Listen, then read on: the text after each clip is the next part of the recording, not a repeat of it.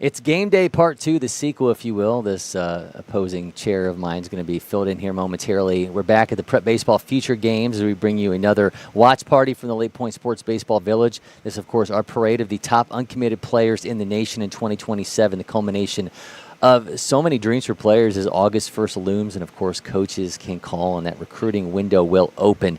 But right now, the focus on getting there and showing out in front of so many of those coaches here on the Lake Point Sports campus. I'm Cory McCartney, going to be joined with you along the way here by Grayson Rosen, Prep Baseball President Sean Duncan, Texas State Director Brandon Goins, and a number of featured gamers as well. We've got another watch party for you. We've got Texas South versus SoCal, those two talent hotbeds squaring off. We'll also have Alabama and Florida. We're eyeballing right around 105, I believe, first pitch. We just had our home plate meeting between Les Lukacs and Brandon Goins in that SoCal Texas South matchup. Still awaiting that meeting there in Alabama and Florida. But this year's field stacked as always.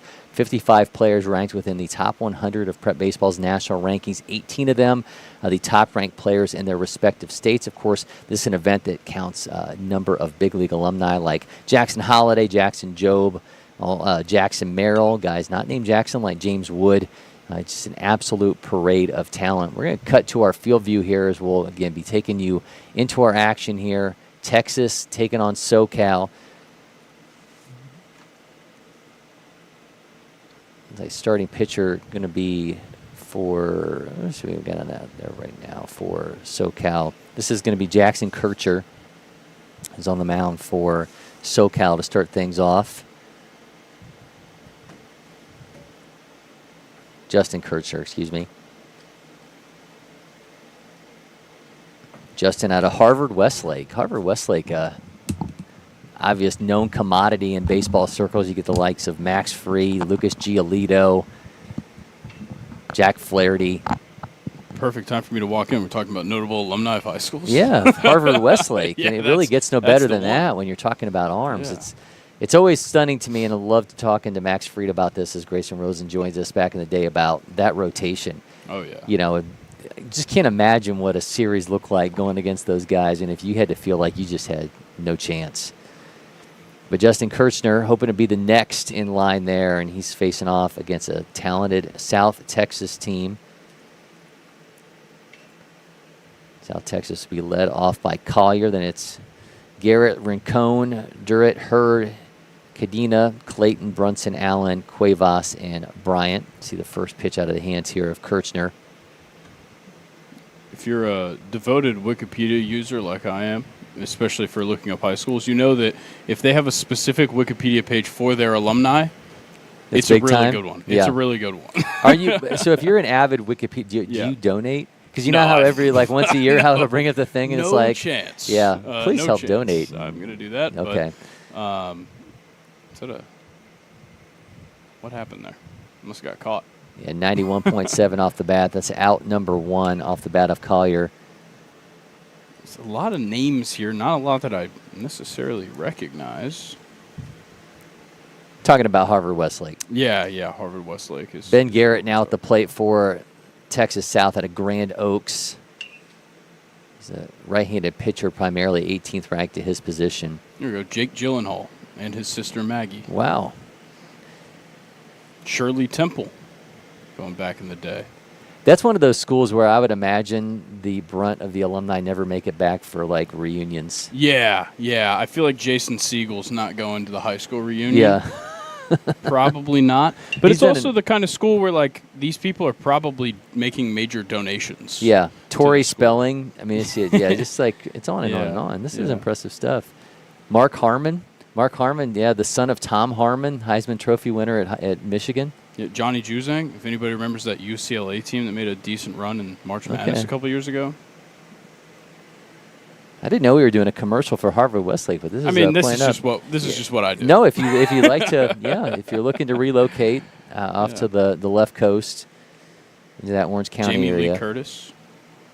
Clearly, a lot of Hollywood types children wound up going to Harvard-Westlake. Definitely, along with a lot of talented pitchers, and Justin Kirchner trying to be the next in line there. Again, he's got Ben Garrett at the plate against South Texas, and the man, and I use that in capital letters for South Texas, sitting in the on-deck circle, and that's Lubin Rincon, the top-ranked player in Texas in 27, second-ranked shortstop in the nation. He was getting busy just during the bat practice portion before this game. Always an exciting player to watch. Ball put in play. Garrett's going to be out number 2 off the ground out, and here comes Rincon. Just a big body. I had a chance to talk to him a couple days ago, a guy who is 6'3", 370 pounds. And I said, as a bigger-bodied shortstop, who do you look to? And he says, Carlos Correa is my guy. That's a great one.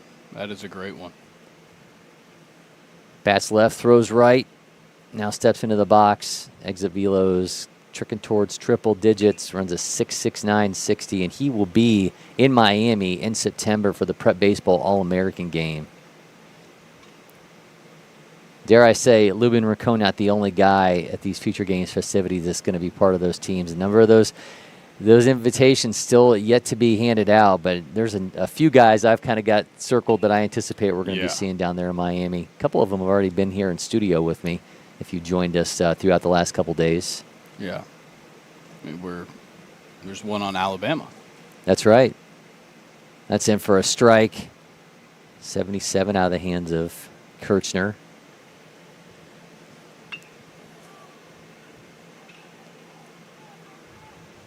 Kirchner going to be followed by Andrew Weber, and then it's Joe Hollis and Sam Clapp. Not Andrew Lloyd Webber. Just Andrew Weber. Got it. If your name was Andrew Weber and your walk-up was not the Phantom of the Opera theme, you're doing life wrong. I feel like there's probably a lot of people, especially now, that wouldn't know that? And in the sport of baseball, that wouldn't know that. Okay. Rincon swings through that. I'm trying to add some culture to their lives here, beyond just knowing alumni of high schools. That's as far as mine gets. Yeah. So. All right, 2-2 here to Rincon. You never seen the Phantom of the Opera live? No. It's good stuff. Rincon puts it in play, 87.9 off his bat, and that's going to be a base hit. Kirchner, was he mad at him? What was the pointing there? Yeah, I don't really know. Just. He says bad. Yeah, you're reprimanding. Yeah. The field, maybe. I guess, yeah. There's a rope into the gap. Looks like.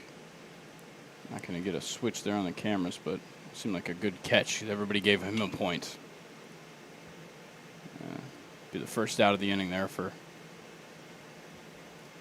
right, so we're going to go from Rincon to now Braden Durrett from Ridge Point. 13th ranked catcher in Texas, 122 overall. Pop time down to 194. He's got exit velos around 97.5, and he's got a runner on in the former Rincon here with 2 down. Alabama and Florida, of course, underway. That one's got 2 down. That's going to drop down for a hit. Rincon going to show off that speed, making his way to third. Going to take off for second. Rincon will hold at third, and they'll have runners at the corners here with 2 down. Nice piece of hitting there from Braden Durrett. He'll bring up Charlie Hurd. And Charlie Hurd, the numbers on this guy, you almost look at him and think that some of them can't be real. This is a guy at 6'1", 195 pounds, the second-ranked catcher in Texas. Tells you how good catching is in Texas, that this guy's number 2. He's got a pop time of 1.82, a catcher velo at 79, and he's also pushing 90-plus exit velos. I mean, that's exactly what you want from catchers. I mean, it's really a lot to ask for a fantastic bat and a great glove behind the plate, and they're hard to come by at every level. I think we just had a ball pop onto the field on Alabama, Florida. We do have other games going on around. It's just these two were the 1 o'clock starts. We got a couple of games started at noon. And that one's going to get away from the catcher, so Alabama going to have a runner in scoring position with 2 outs. This is Ryder Simon on the mound right now for Florida. Ryder out of Winter Park High School. I believe we had Winter Park here a year ago, I think, for the Georgia Dugout Club. Interesting. I don't know. They were one of the few Florida teams that took part in that. Not necessarily, I don't know if they pay their membership dues to the Georgia Dugout Club, but they were here. It was just before I began here. Well, Simon gets the ground out to end the inning. Meanwhile, Texas is going to strand some runners. They're going to want that moment back, but we're through half an inning in both of our games, so we get a short break here. Yeah. You know what that feels like? Feels like a sign for a commercial. Wow. Producer Mason. Early commercial. Yeah, let's do this. Maybe. We are getting there. Oh. And boom.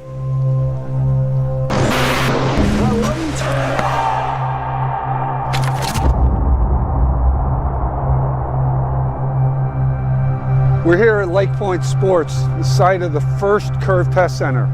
There will be lots of Curve Test Centers, but this will always be the first. And why are we here?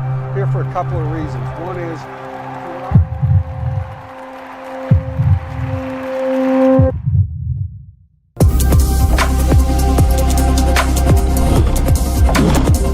if you think about the effort players are spending trying to get coaches to notice them, the effort coaches are spending trying to figure out who's actually any good, the poor parents who are sitting there saying, where's my kid headed? This is the answer for all that.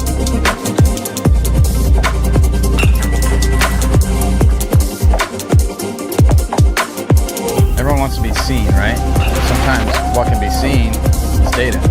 So it's hard to get in front of coaches at all these programs at once, or even the school you really want to go to. So using data helps us a ton. And as long as it's reliable and there's something that can give us better information with the small sample size is what we're looking for.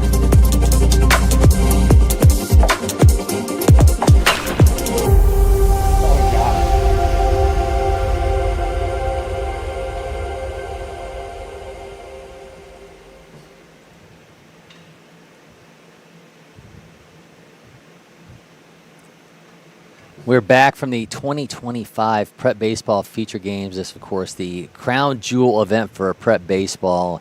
Collection of the top uncommitted players in the country going in to a key time for them as their recruiting window is about to open, and they are showing up and showing out for the college coaches. I love that. You got the little OH at the end there. You got to do the IO. You got to hit it back. That's how we do that in the great state of Ohio. All right, meanwhile, we got Alabama, Florida going on, Texas, South, and SoCal.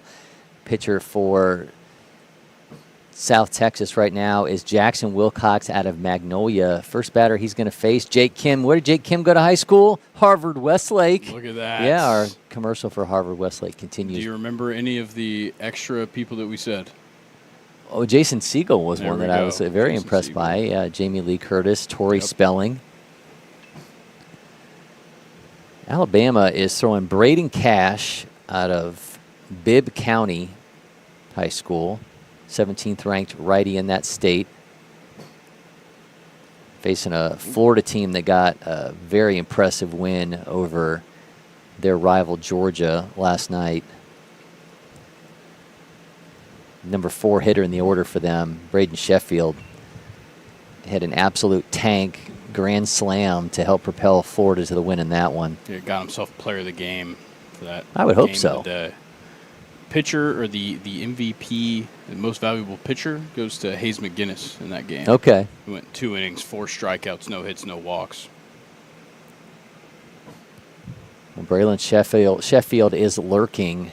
If he gets on, we'll see if he's got a little bit more magic in his pocket. 2-0 count here to Kim.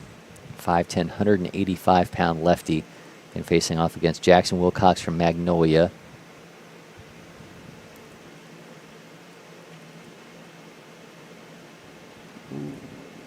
That one might be a problem up there in the top left. Yeah, it seems like it fell for a double. All right, got a double for Kim to lead things off for SoCal. Yeah, that one got hit deep into the corner. It was just really hard to tell if left field was going to make a play or not. But good piece of hitting right there. It's in the opposite field. So we go from Kim to now Charlie Cummings for SoCal. Charlie out of Sierra Canyon. That's another big one. Another big school. Yeah, I mean, you go especially for SoCal. I mean, athletics. it's just like on and on and on. Yeah. Right? It's like everybody on here is just from a powerhouse.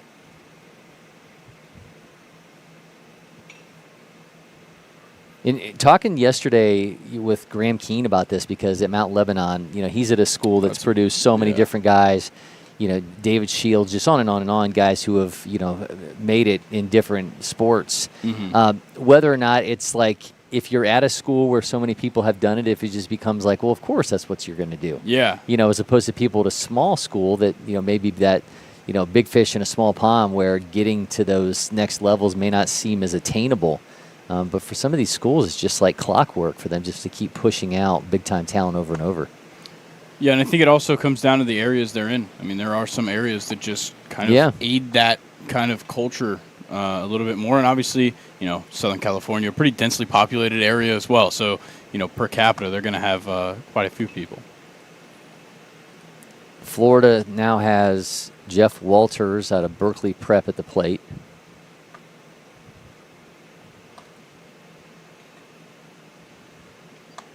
Quick ground out there to get a second out. Move that runner over to third base with 2 outs. All right, so SoCal is threatening here in the bottom of the first. I have a runner aboard now for Florida. And you don't want to put anybody on when this guy's coming up to the plate. Not after last night's events.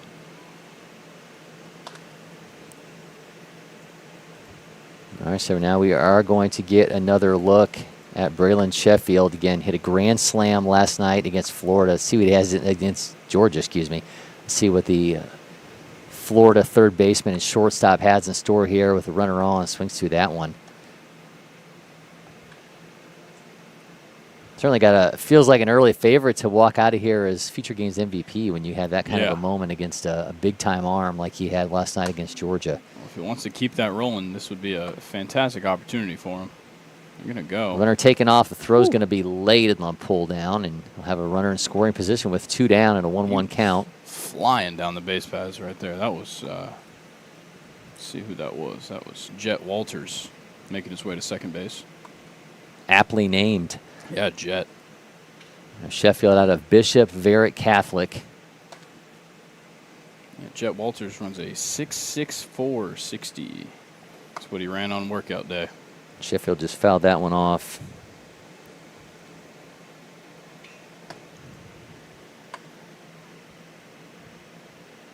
All right, it's got a 1-2 count, runner at second. Meanwhile, they get the strikeout there to end the inning. All right, so we're through 1 in Texas South SoCal. Just misses low, and the runner's going to advance to third on a steal. Jets showing off the speed here. A couple stolen bases, making things a little bit easier on Sheffield. See if he can cash in with 2 down and a 2-2 count. See what he's got to show.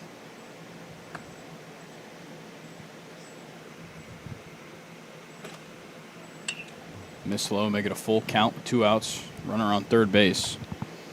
Sheffield doesn't necessarily need a home run here, but a single will make things happen.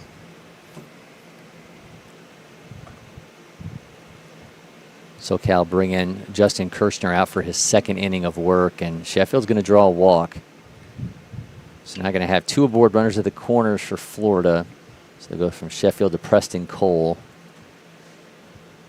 Cole, as I mentioned during last night's broadcast against Georgia, he's the top-ranked player in Florida that's here at the event. He's 6th overall in the class, 4th-ranked shortstop in that state. He's 25th in the nation. Out of St. John's Country Day.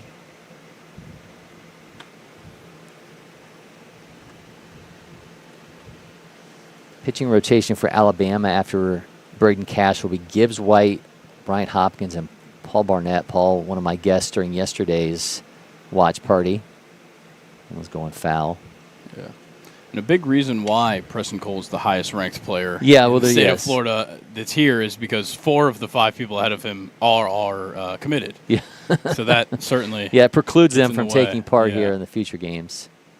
But I will say last summer we did see a couple guys who decommitted because they wanted to be a part of this. Yeah, took advantage. And a lot of times we saw those guys kind of hop up to the next step. They leveled up. Yeah.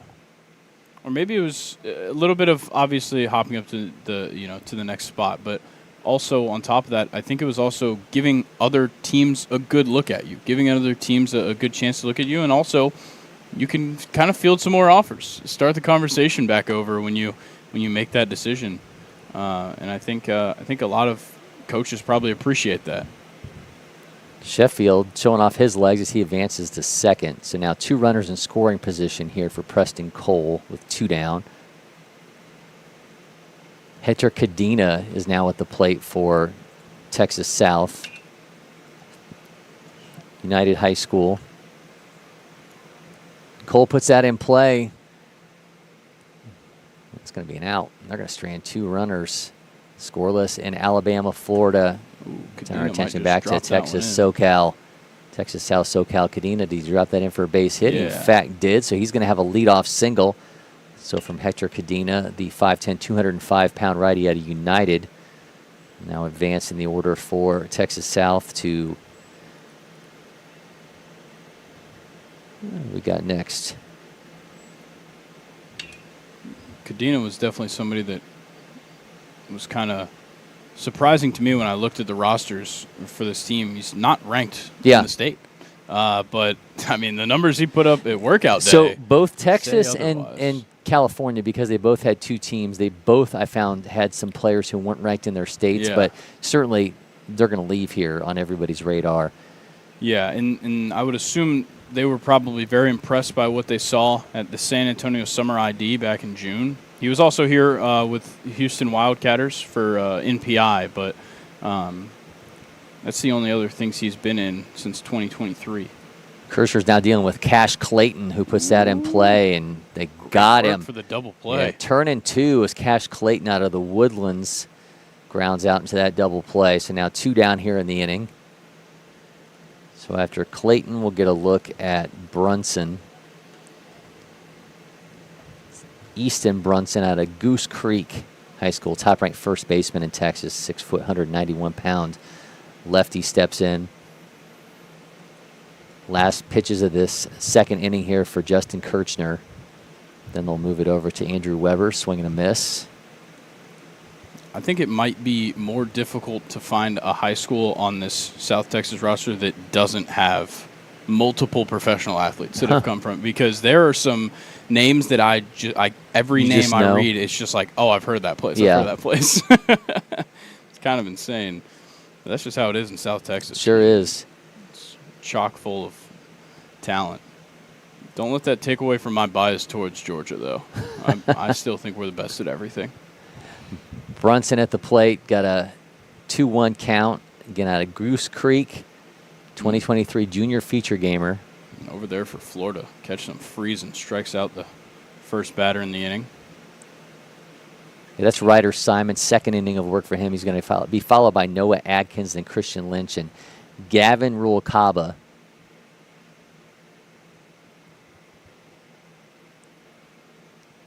Two count over in Texas South SoCal. Easton Brunson at the plate. Justin Kirchner on the mound. Just fouls out. Yeah, just stays alive. For a colorblind guy like myself, these 2 jerseys are a little tough up there in the top right. So I do like. I tell you, forgive me if I say the wrong team. On Ryder Simon on the left there on the mound for Florida. I love the deception when he's pulling the way he pulls the ball out. Yeah, that is very early in the windup, creates a lot of deception. And then he goes back in for the tap. Yep. I wonder what pitching coaches are thinking when they see that. Like, is that something that you want him to just, like, stop doing, maybe replace with a different timing mechanism? Sometimes I think it's one of those, if it's broke, don't fix it. Yeah, I think the only problem would just be, like, he's not changing his grip in that one that is true. time. So he might be tipping his pitches, which you do not want to be doing. Ask, I think Ranger Suarez is going through an issue right now where he's been tipping his pitches. Rocco Maniscalco steps in for Alabama, top-ranked player in the state. That one's in play. Can Simon make a play on it? Tight play at the bag, and he is going to be out, and that's going to bring it into the inning. So Simon's day is over after 2 scoreless. We're back over in Texas South and SoCal. Justin Kirchner now facing off against, got here. That was a good 2 innings of work for Simon. 2 innings pitched, 2 strikeouts, 1 hit. No walks. South Texas with a player I actually didn't even have on my roster, which is Is this Truett Allen, 23? It is Truett Allen from 2nd Baptist. 4th-ranked third baseman in the state. He's got an 0-2 count, 2 down. Look how low he is in the crouch. Yeah. Wow. He got hit. He's going to take his base. I don't know that I've seen anybody get quite that low. I mean, that made Albert Pujols look like he was standing up straight. And that was like early Pujols low. All right, we're going from Allen to Cuevas. It says Hudson Cuevas. Cedar Baptist, first-ranked 2nd baseman in the state, 22nd overall, 23 junior feature gamer, extending Justin Kirchner's day a little bit. Swings through that. Third batter he's faced with 2 outs.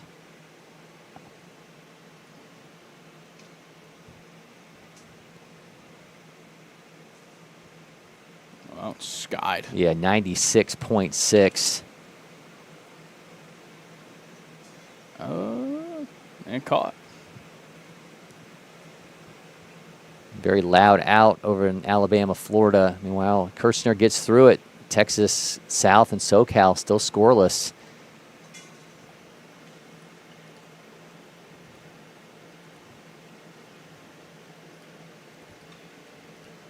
Alabama, meanwhile, going to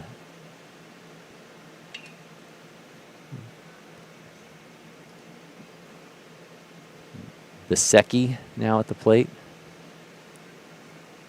See what Cash has got in store for the rest of his final inning here. This is Brian Besecki, a Jesuit. 4th-ranked catcher in Florida. That's another one that I believe we've discussed before is Jesuit. They've got a pretty stacked alumni as well. Ball's in play, throw over. We'll look at the pitcher's reaction. They got him at first, so now 2 down. After the Besecki ground out. 2 pretty quick outs here for Cash in his 2nd inning of work. You certainly like to see that. I feel like some of these guys would almost feel like, look, I only get 2 innings. It almost feels like a missed opportunity if you're just generating ground balls for outs and getting through things quickly. But, all those guys behind there, they know what they're looking for. They don't need to see you strike out the side in back-to-back innings. I mean, that would probably help a little bit, but they just need to see what they need to see. And if you're generating outs, that is more than enough. Gavin Ruvalcaba is now going to step in, the lefty out of American Heritage with 2 down. He's got a 1-0 count now off that first offering from Cash. 9th-ranked outfielder in Florida. 39th overall in the class. Fouls that one off. Counts 1-1.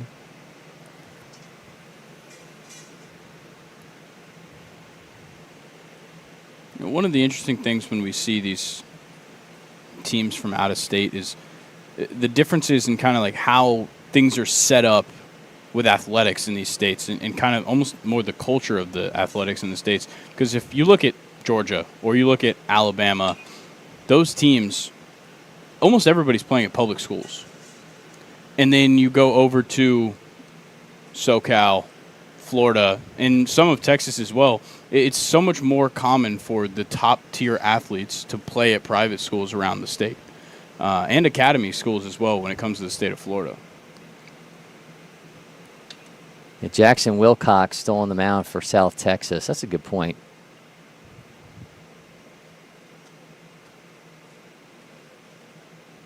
Think that just says something about their public school systems? Maybe.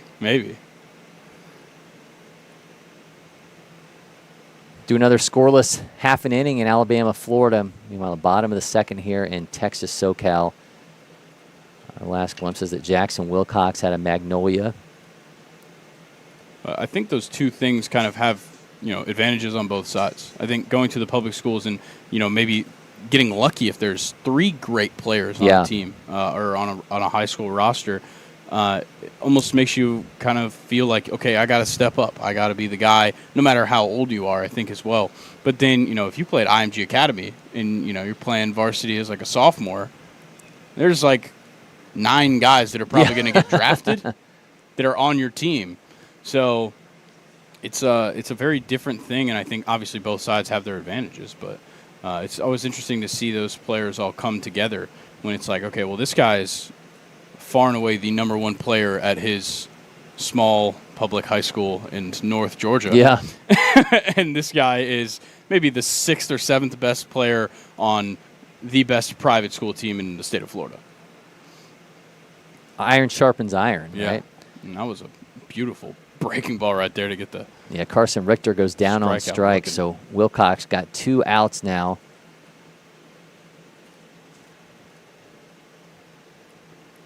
Now he's got Cole Munyon out of Newberry Park. Actually, the high school teammate of Carson Richter, who we just saw. I'm like holding back the urge to look at every single notable alumni list for all of these high schools. Yeah. I know that's not what we want the entire stream to be, but I could do it, especially with Texas and California. I think we need to feed your appetite. Yeah. Do we? Yeah. I'm always Newberry? Down. Newberry, yep, Newberry Park. B-U-R-Y. Oh. Newberry Park. Got it. Munyon at the plate, 6'1", 188-pound right-hander, 5th-ranked shortstop in California. He's got an 0-2 count here against Wilcox. Miss high, that one's going to glance off the top of the catcher's mitt. Get some help on the on-deck circle.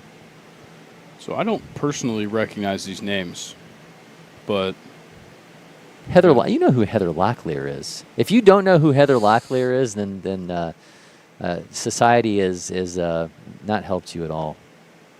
Heather Locklear was a gigantic deal for no idea. 30 years. Huh. No clue. Wow. I've never seen any of the things in her known for thing. She used to be married to Tommy Lee from Motley Crue. You gotta. I know who Tommy Lee is. Okay. But it's a little before my time. All right, I'm crestfallen. Jackson Wilcox gets the strikeout through 2 innings in Texas South SoCal, still scoreless there. Alabama and Florida on to the 3rd inning of that matchup. New arm on the mound here. For a lot of these, there's probably a higher chance that I know like the pitchers with negative WAR that went to these high schools than the actresses and actors. Wow. Noah Adkins is the new pitcher for Florida. Noah out of Haggerty High School. 24th ranked righty. Who else was at Newberry Park besides me hurting your feelings by not knowing who Heather Locklear, or you hurting my feelings by not knowing who Heather Locklear is? There was plenty of athletes, but none that necessarily jumped off the page to me. Jordan Cameron and Colby Cameron both played in the NFL. All right, you don't know who Belinda Carlisle is either. No.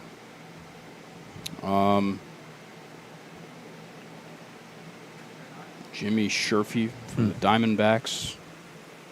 Leo and Nico Young were both long-distance runners. There you go. Of them, the Olympic 10K team for the Team USA in 2024.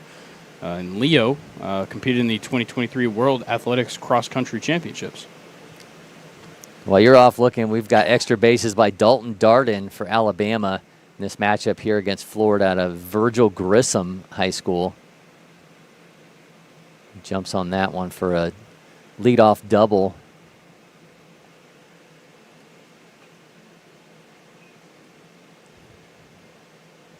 That'll turn it over to Colin Watson out of Daphne. 23 junior feature gamer trying to cash in with a runner to lead things off here in scoring position.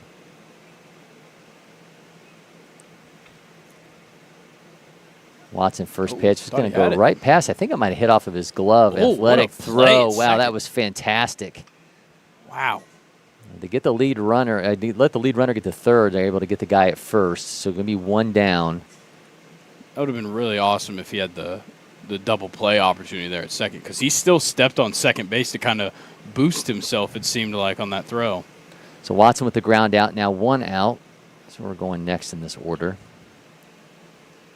It's going to be Eli Quinley from Faith Academy.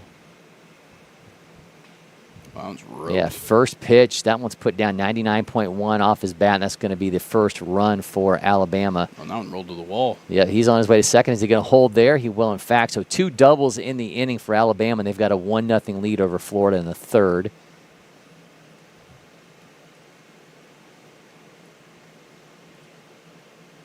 Meanwhile, Andrew, not Lloyd Webber, is on the mound now for SoCal out of Upland High School. Andrew, fastball around 89. We just saw 89.6 on that last one. Coming correct, 90.1 on that, so tick up the velo on his profile. And as Sean Duncan would say, the bell just rang. Bell Another rang. scholarship got its wings. You know somebody back there had their gun out and they're just like, all right, now we gotta watch this guy. Why do you think everyone brings their guns to a place where they shows velo? There's less during something like this. Okay. It seems like. But everybody wants their own read. But when we have a radar, when we have the readout on the scoreboard, you don't trust TrackMan? I don't know why. Like when I was here, when Jack Bauer hit 102, whatever. Yeah. I don't want to call it 103 because we're not rounding up here. No. But when I was here for that, there was like scouts from like all 30 MLB teams, and everybody had their own. Ian Smith had his own, and everybody got like similar reads, and everybody was like, "Did you get that? Did you get that?" Like a lot of cross-checking to be like, "All right, are we sure that 40-plus radar guns and the TrackMan didn't malfunction when that read?" Maybe if you want to claim your radar gun and your taxes, you have to be able to show that you used it enough time to have it qualify as a. If anybody needs to purchase. use our video as proof, then you're welcome to clip out anything of you using your radar gun. Aiden Collier's at the plate now for Texas South. He's at the place and at the plate out at George Ranch High School, 10th ranked outfielder in Texas. He's got an 0-2 count here against Andrew Webber. Alabama's got that 1-0 lead over Florida behind 2 doubles in the inning.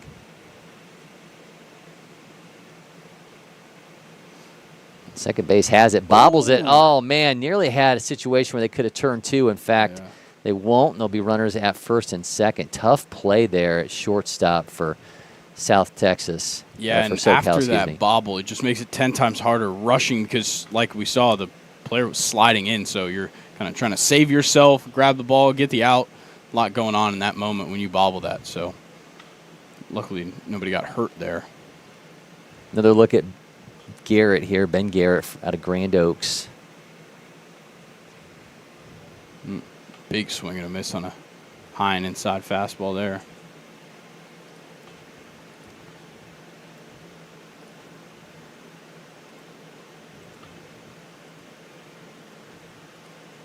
Noah Adkins trying to get his things back in order. It's got Charlie Taffy out of Vestavia Hills at the plate right now. A 1 count, 1 down, 2 on.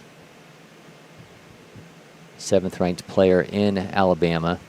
It's funny, he's the 7th ranked shortstop in Alabama and also the 7th ranked player in Alabama. Really? So that tells you that the shortstop position in Alabama is cutthroat. Absurd.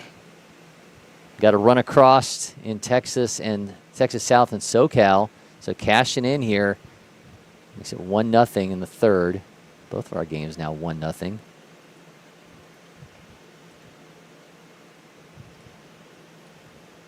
J.B. Upton now steps in for Alabama with 2 down at Auburn High School. Interestingly, we have an Upton here, and we also have a guy who went to the same high school as Justin Uptons. and BJ, but not Kate. No, not Kate. The estranged sibling. That's right.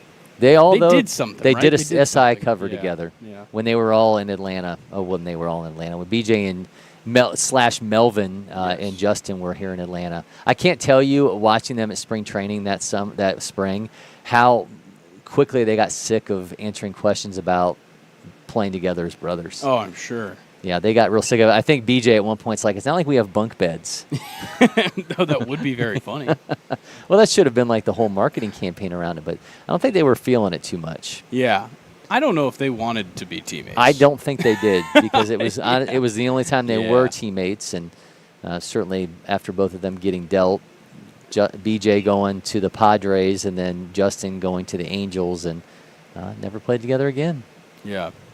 And when was, like, it was late in his career that he decided to start going by Melvin. He did, correct? yeah. Very late, yeah.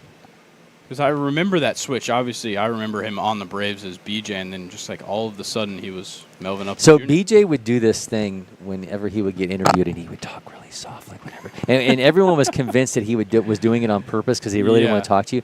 But if I ever talked to him about Florida State football, that guy was. Me too. You could hear him across the room. Me across the room too. Yeah, especially last year. Yeah, well, that was the year too. We were talking. At that point, we were talking about Jameis Winston and national championships. I would have been loud and too. Yeah, he was fired up about the Seminoles back in the day, but you couldn't get him to talk at least audibly, about a lot else. But I think maybe when, let's see, that was 2013. Yeah. How old was I in 2013? Because I probably was only going to talk loudly for football then too.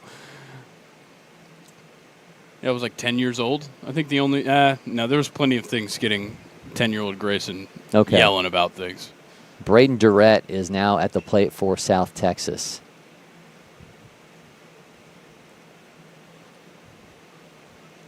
And Andrew Weber's first inning here for SoCal. He finds Texas taking a 1-0 lead.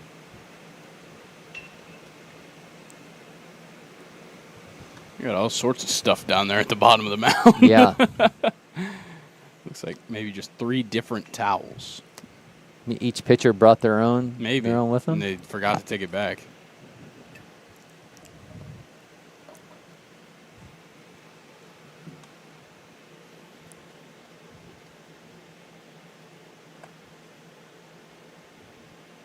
Oh, runner's going to go. Good throw. Get him on the back foot. No, he's going to be safe. Oh, but he takes off, loses his helmet, but it's going to be another run. Took off from third on the throw down to second. Was able to get in and make it 2-0.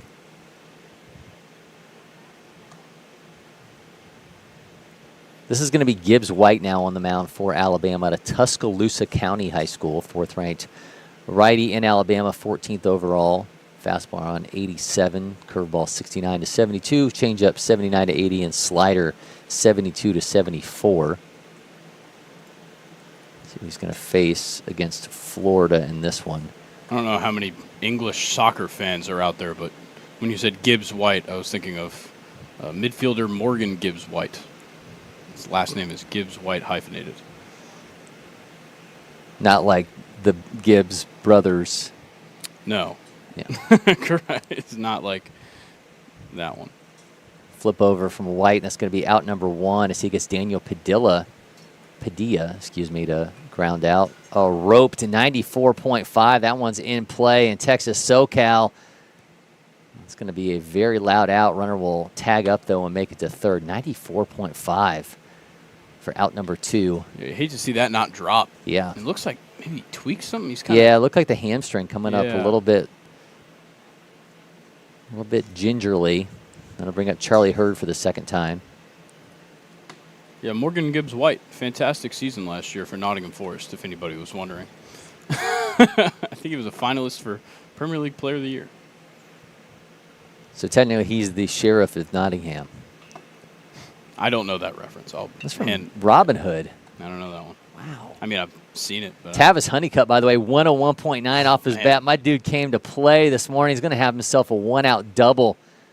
I like that you've just selected a guy. I love Tavis Honeycutt. I mean, he's fun to watch. It's 6'4", 281 pounds. How can you not like a guy who's that big and can run like that? I just like that he's Cory McCartney's official player of the week. When a frame stands out, you just latch on. We got to see if we can get him in this booth with you. Yeah, man. I love it. You're a super fan. Yeah, out of Newberry. Who are the famous alumni of Tavis Honeycutt's high school? Let's see. So that was the other Newberry with the different spelling. Yeah, Berry. There we go. That's in Newberry, Florida. We might have to put Tavis's name because you can edit these yourselves. I don't know if we have enough. Oh no, well, he might be the one. Alum. Yeah. So he might be. Well, he's got to graduate first. Well, he might literally be the big fish in a small pond of that size. He might be. He's in scoring position here as this inning is moving along for Florida, 1 down. Yeah, Newberry, just outside of Gainesville, Florida. Okay. Place that I would like to spend 0 seconds for the rest of my life. So you're saying there's a good chance he's going to wind up a Gator. I hope not. Jake Cueto with the plate now with 1-1 count, 1 down. I think me and BJ Upton might share that opinion. The thing about Gainesville is you're in Florida, but there's no water like anywhere. Nope. There's nothing desirable about Gainesville, so it's like Florida. you go there, like you can't be like, oh, I get to, I'm 45 minutes from the water, go to or the mall. Yeah. There's a mall there, yeah. That's right off 75. That's about it. There's a mall and a university with a steep stadium, a very steep football stadium. Yes. It's the only term I have to describe it, and loud. I'll give them that credit. It's loud.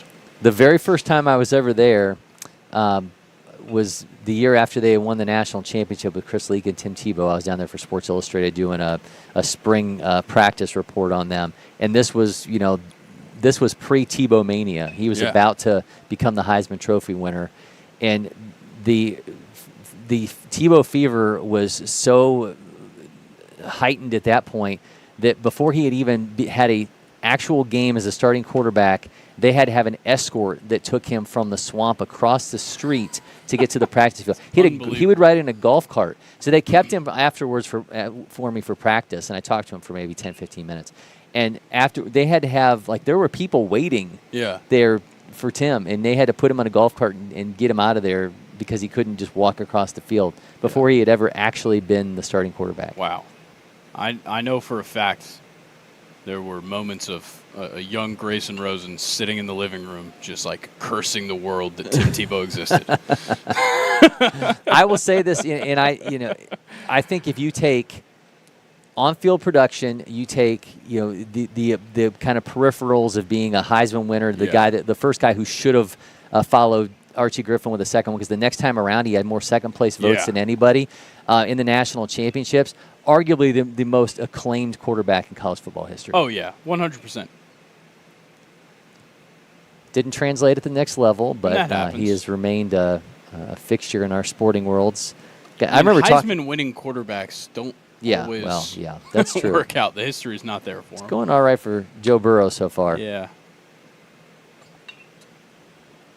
Maybe you just have to get maybe it's the Heisman and the Natty, but I guess Tim Tebow got that. And that's true. That didn't do anything for him. I remember talking to Tebow, too, when he was playing for the Mets. That was really weird. Yeah, that was an interesting time. And I talked to him. And then he tried to be a tight end for the Jags? Yeah. That was also a thing? I talked to him at the Super Bowl when it was here in Atlanta at an event, and this was the kind of cavalcade of nonsense that happens during the Super Bowl. It was at a party hosted by Shaq where he was the DJ. That sounds about right. And Tebow was in attendance, but he was playing for the Mets. That does sound ridiculous. Yeah. Yeah, because you were like, yeah, I'm here with minor league baseball star Tim Tebow and acclaimed DJ Shaquille O'Neal. When Shaq had I got to talk to Shaq, and he had on a T-shirt that had a photo of him as the DJ. What? So it was like a gigantic picture like this, and it was him at the ones and twos. Interesting. Yeah, but he had a different name. He didn't go by Shaquille O'Neal. He went DJ Diesel, right? Yeah, Shaq yeah, Diesel, DJ. But that not like his rap name, because he had a couple albums back in the day that everyone was spinning. It was a weird experience. Sounds like it. And I also ran into at that time. That was tarnished Heisman winner Reggie Bush. So it was just all the craziness all happened at once. It is very interesting. Yeah, Jason Kelsey was there before. Travis Kelsey was there before he became arm candy Travis Kelsey. Yeah. So, it was a big thing. I think Travis recently posted a summer photo dump of him and Taylor doing stuff. Wow. And it it's all I'm seeing, and I'm like, it's just an Instagram post. They're pictures with nothing attached to them, but it's all they need. Yeah, I guess so. If you guys want to see some pictures with nothing attached to them, go check out our Instagram and Twitter. There you go. Ethan Kersey's on the mound now for South Texas. That one's right back at him. It's going to be second out, first out. That was the first out of the inning. Runners though at second base, couldn't get the lead runner. I'll let make it 2 outs. I'd love to know how many likes that Travis Kelsey photo thing has, because all of them. There's people that I personally know that they know nothing about football. They're not. Yeah. They're not on the radar of Travis Kelce outside of on the field, and they're just posting these photos on their Instagram stories. Oh, Parker Leoff, 94.9 off his bat. That's going over top of the shortstop's head. Is going to make his way into the outfield. Here comes a run, make it 2-1. Texas South as Leoff, the second-ranked shortstop in California, gets them on the board to make it 2-1. Meanwhile, we got all kinds of traffic on the base pass over there in Alabama and Florida. Just a lot happening at once here. That's the beauty of these watch parties. How many likes does it have now? We're going to roll that in. 2.9 million. Wow. 2.9 million. It came out 20 hours ago. He posted these photos. Just like a photo dump from the offseason. Some adventures this offseason. Yeah. Keeping it real. Yeah. Keeping it 100. Crazy haircut look for Travis. I'm not sure I'm a fan. It looks like a wig. It does look like a wig. I'm trying to think of who that reminds me of. So SNL had this character back in the day called Stuart Smalley. And Stuart Smalley would look into a mirror and he would be like, I'm good enough, I'm smart enough, and doggone it, people like me. And it kind of looks a little bit like Stuart Smalley-esque. Yeah, a little bit of the wave, I think the to difference it. His is more parted in the middle, though. Yeah, Travis's is parted in the middle. I was thinking of who's the? I haven't watched all of Game of Thrones. You know, say whatever you'd like about that. I've watched like the first 2 seasons, and then I just gave up. It looks like one of the characters in Game of Thrones, but I do not remember anybody's names from it. Jaime Lannister? Yes. Okay. Yes, that's who I was thinking of. Not a good brother. Yeah, true. Yeah, a little Jaime Lannister-esque. Maybe he's going for the next season of House of Dragon. Maybe. Andrew Weber returns on the mound for SoCal.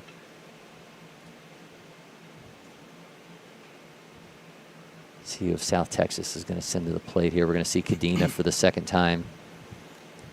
I feel like this is something that's very much on your radar. How do you feel about like athletes making like those like little cameos? I was honestly just thinking about that because Noah Syndergaard. Yeah, Noah Syndergaard in Vikings. Yeah, well, he also has an appearance in Game of Thrones. Oh, okay. So there's a scene where they're like, it's one of the ones where they're on their way to a battle and the dragons come through and they wipe everybody out, and he's one of the Lannister soldiers in there. Yeah, and I feel like there's so many more. I feel like Kristaps Porzingis has maybe done something like that. I feel like that's. I don't know. It always feels like a stunt. Yeah, you know? But sometimes the guys are just fans and they just kind of want to be a part of it. But like sometimes they don't even have like a line. They're just just there. And I feel like that's so odd. Do you think? I think it's just like engagement bait. Well, but do they get like IMDb credits for it to the point where like if they wanted to do acting later on, that they could get their SAG card if they had enough appearances ahead of time? I don't know. I mean, or do they have to be speaking roles? LeBron has had his fair share of. He has. Well, roles. Using Trainwreck, the Amy Schumer and Bill. Yeah, well, he's Hader also movie. in Space Jam 2. He's obviously in Space Jam 2. There was also some movie that came out recently. I don't know if it was any good, but I remember seeing like the whole premise of the movie was that somebody threw a party at his house on Space Jam 2. Oh, maybe that was in Space Jam 2. No, I it was didn't House watch. Party. House Party. House Party. Okay. Yeah. Well, House Party is a remake of old movies with Kid and Play and Martin Lawrence. I knew that, but also, why is LeBron getting involved in so many remakes? It is interesting. Well, once he goes off to try to play baseball, then we'll have the ultimate remake. Yeah, then right now he's on a golf venture, it seems like. Yeah. Have you seen my wife hated this the other day. I saw an Instagram post that showed his toes. Oh, yeah. Basketball players, the deformities. And Tim Duncan talked about it's like over time, it's like it's just the constant pounding. Yeah. Do you think that they would be able to fix shoes where they could actually take the impact that these guys are going to put on them for for as decades. much as they spend and they research on basketball shoe performance, you'd think they'd do something to help these guys have walkable feet afterwards. It's kind of insane what the toll that those guys take on their bodies. South Texas got Cash Clayton at the plate right now at the Woodlands 4th-ranked outfielder in the state. Still got Andrew Weber on the mound for SoCal. Swings through that one, make it 0-2. Got a 3-1 lead for Florida over Alabama. Texas South leads SoCal 2-1 in the 4th. Both of these games in the exact same spot. Yeah, they've been pretty well in lockstep this whole way through. That one's going to miss on the inside. Paul Barnett at the plate now for Alabama. Again, had a chance to chat with Paul yesterday. He was a good sport when we got to our random questions part of it. And he puts that in play, 98.8 off his bat. One's going to be into left field. And he's got himself a 1-out single. Getting to Noah Atkins. That's 4 hits now for Alabama, 4 for Florida. 1-2 count here in this Brunson-Weber matchup in Texas South SoCal.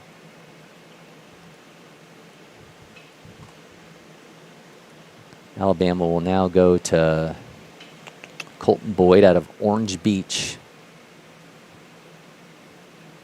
Do they even grow oranges in Alabama, do they? I don't think so. Yeah. I think that's a Florida and California thing. Huh. What's orange about the beach then? I don't know. I don't think I've actually ever been to Orange Beach.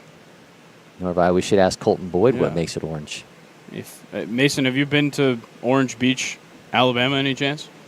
I have not. Okay. The only beaches I've been to are Myrtle Beach, and that's just really? about it. Yeah, got Okay. family over there. Nice. Orange Beach is literally right on the beach. Yeah. Oh, yeah. I mean, it's one of those beaches on the small Alabama coast.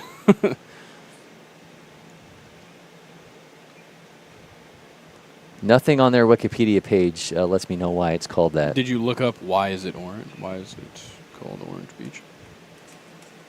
I mean, surely we can trust Google AI, right? Well, if you can't trust Google AI, who It got can you its trust? name from the early attempts to cultivate orange and other citrus groves in the Okay, area. so they attempted it. So it Yes, could they be tried. like, we tried Orange Beach. So there was a short-lived citrus industry, but due to freezes and other factors, it eventually declined. Huh. Said closed for the season, reason freezing. That was always something where I was growing up. There was this florist in my hometown, and they would Yeah. have that sign up during the That's wintertime. good. Yeah. That's funny. Yeah. That always stuck with me. Yeah. I guess when you think of that area, you wouldn't think of weather being a problem. Yeah. But you got to go south. Like in South Florida, it's not a problem. But still, when you get into throughout Alabama, it's still Well, gonna they get were cold. like, there's water. We can't go any further south. So That's if we true. can't try here, where would we try? But I think it said like the 19th century. I think they knew where Florida was. Yeah. And also, if you're in Orange Beach, you're really close to Florida. Yeah, that's true. So you could probably figure it out. It wouldn't be easy to just up and move your citrus industry to South Central Florida. Yeah. But I'm sure they could have figured it out. They must have. They realized they couldn't do it. Yeah. But they kept the Yeah. name. Yeah.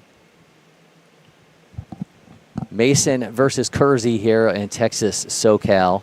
Kersey 11 pitches so far. That last one 90.8 out of his hands.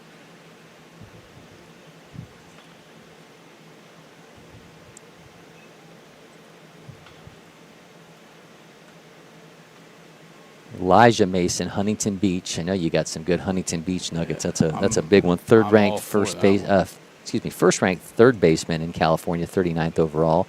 A 6'6", 660.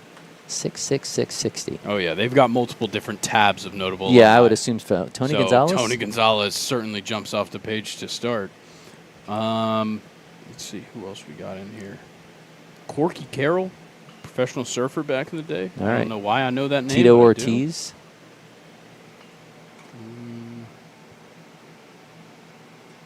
Nick Prado. The Royals. I don't necessarily recognize a lot of these athletes, at least. A lot of surfers. A lot Okay. of professional surfers. Well, that would make Makes sense, yeah. Makes sense. Art and media. Chrissy Teigen. Yeah, that's a big name. Musicians, Im's Shadows, the founder and singer of Avenged Sevenfold. If anybody Okay. out there is a Avenged Sevenfold fan. If not, they can get on the chat and literally avenge Sevenfold that we don't talk enough about them. That's one of those bands like I couldn't tell you. I couldn't tell you a song. Yeah. I've heard of them so much. Yeah. All right, we're going to take a pitching change here in studio. Shooter Hunt's going to come in. So Grayson Rosen's going to step out for a minute. We're going to be joined by the man of the hour, Shooter Hunt. Quick break here in studio. We'll be back from our watch party.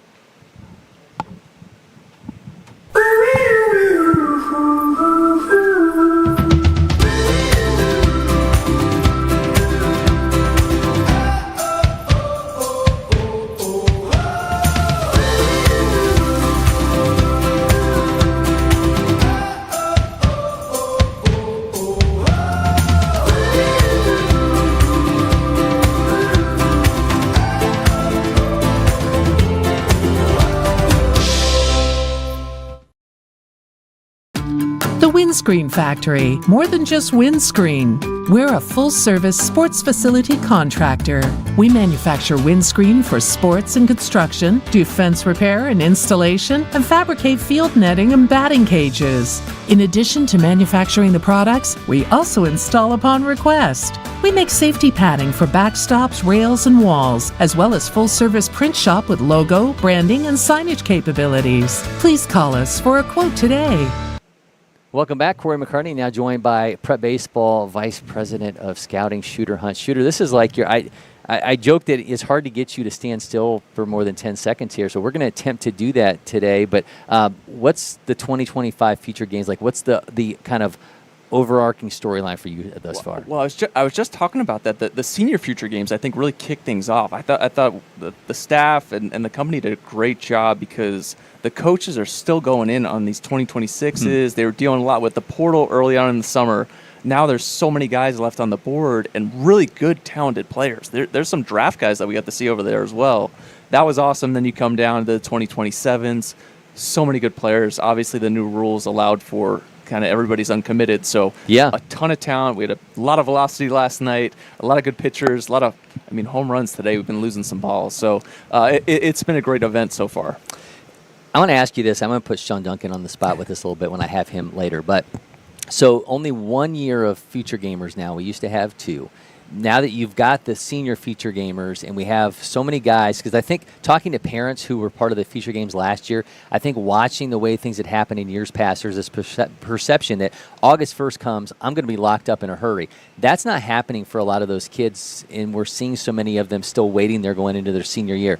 We've seen an expansion of the senior feature games. Do you think we're going to get to the point where every state is going to have its own senior feature games team and not make them regionalized? I think we're getting close to that because along those same lines with the guys uncommitted, the schools have to spend some more time to evaluate. With the roster limitations, there was a time in the past where you're just going to build quality through quantity, right? Grab a bunch of guys, hope something sticks. Now you really got to hone in. Even if you're an SEC school, hey, I like these 5 shortstops. Well, you want to be right on the 1 or 2 that you can get. You can't just say, I'm going to grab all 5 and see what they do in the fall. So the evaluation process has really gone further. And the fact that kids can't go to campus as much, families, you want to kind of get close to the coaching staff and know that you're going to be joining a family, and this is what I want out of this school for my future. Got Gibbs White on the mound right now for Alabama. Meanwhile, Texas and South Texas, and SoCal got Ethan Kersey. There's honestly, every year we talk about the number of arms that just kind of are eye-opening. I had one of them in here yesterday with me, Davis Wilson in studio, a guy that just the very first pitch he threw yesterday was 93 miles an hour. Who stood out to you in terms of the arms you've got up close look at? Well, I think you talk about a guy like Davis Wilson, who right now doesn't know that he's going to get an All-American invite. I was expecting that. I can say that on air right now, but that's something you come out, you show out in the brightest of spotlights. It was a NorCal versus South Texas. Every bat, every arm was coming out there and was big.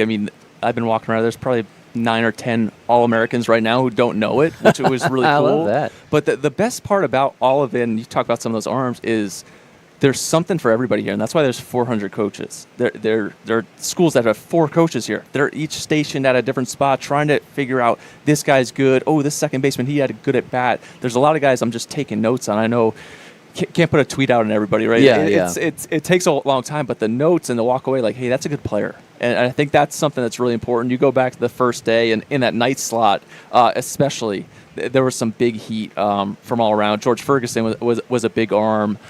Jake Ivey from North Texas was really good. Guys hopping out there, even guys who don't show their best stuff or have tough outings, they can be good as well. I'm going through my notes here. I have Caden Wozniewski going to come in here a little bit later today from Illinois. I was looking back at his pitch log from yesterday. 19 pitches of 92 plus out of him, topped out at 94, 78% fastball usage on those 27 pitches. This guy was just like, you know what I'm coming with. Good luck. Hey, he's like, here it is. Let's see how far you can hit it. And nobody was really making contact off him. And even better, like, there's coaches on the ground, there's coaches up top, because the TrackMan data, they're looking through, and obviously his pitching coaches are way further behind. What's the pitch profile? What are the shapes?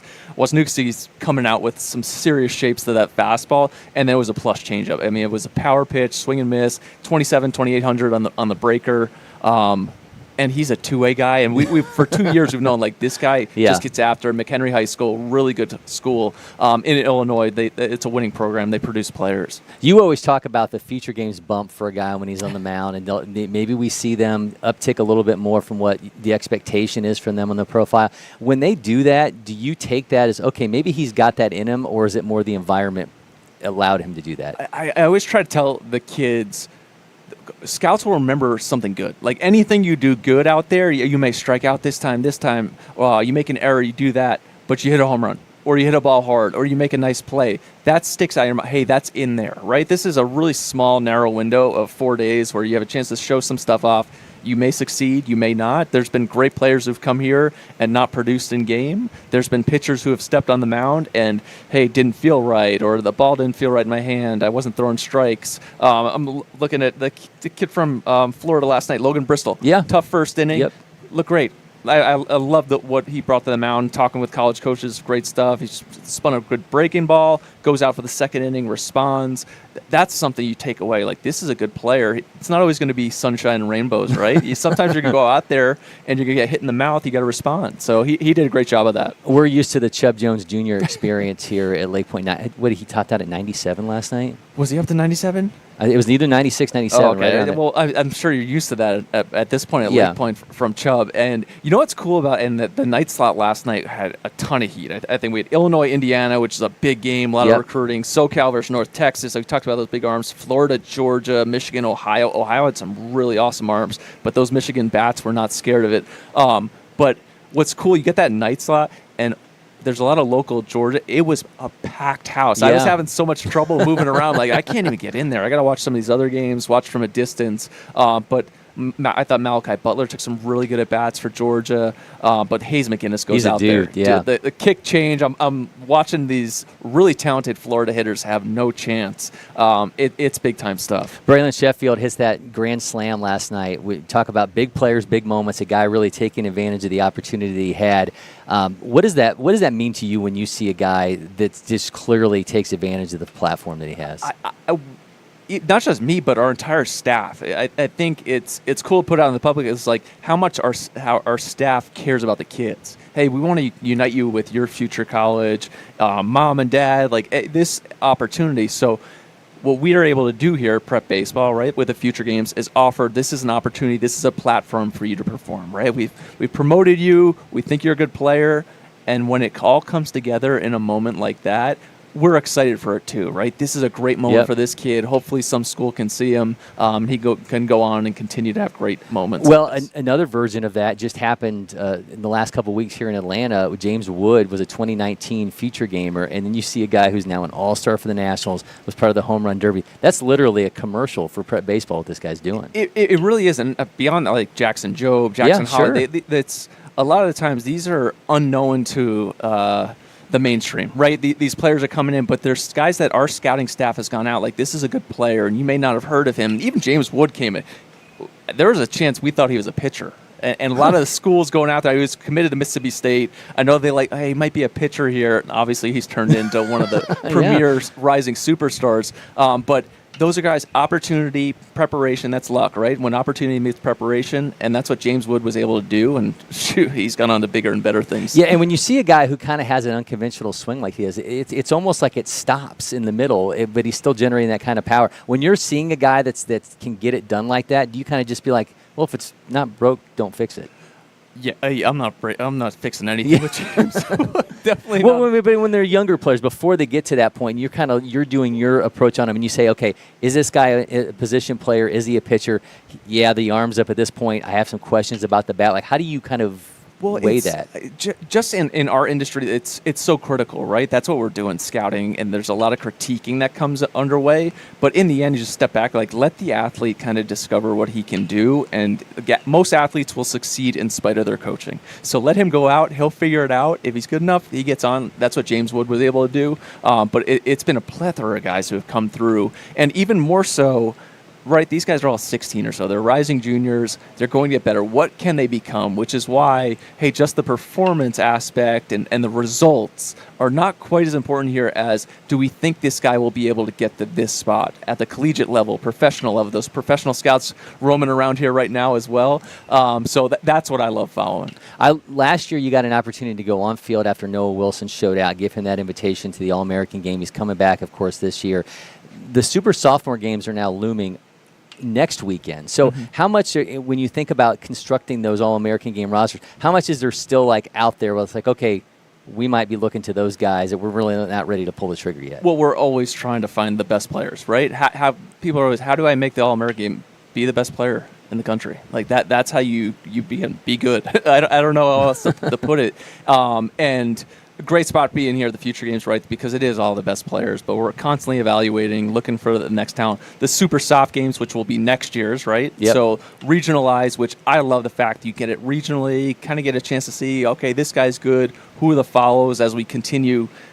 The colleges are not stopping. They're getting ready for 28 as well, right? Once those calls start in August 1st for 27s, what do we get into 28s with camps? Who do we need to follow? So I love those super soft games. I think they're going to explode. It's some really talented players. I'm looking forward to following it. I mentioned earlier that I've had conversations with families who went through the feature games last year. Maybe they thought they were going to be snatched up before they went back to their school year.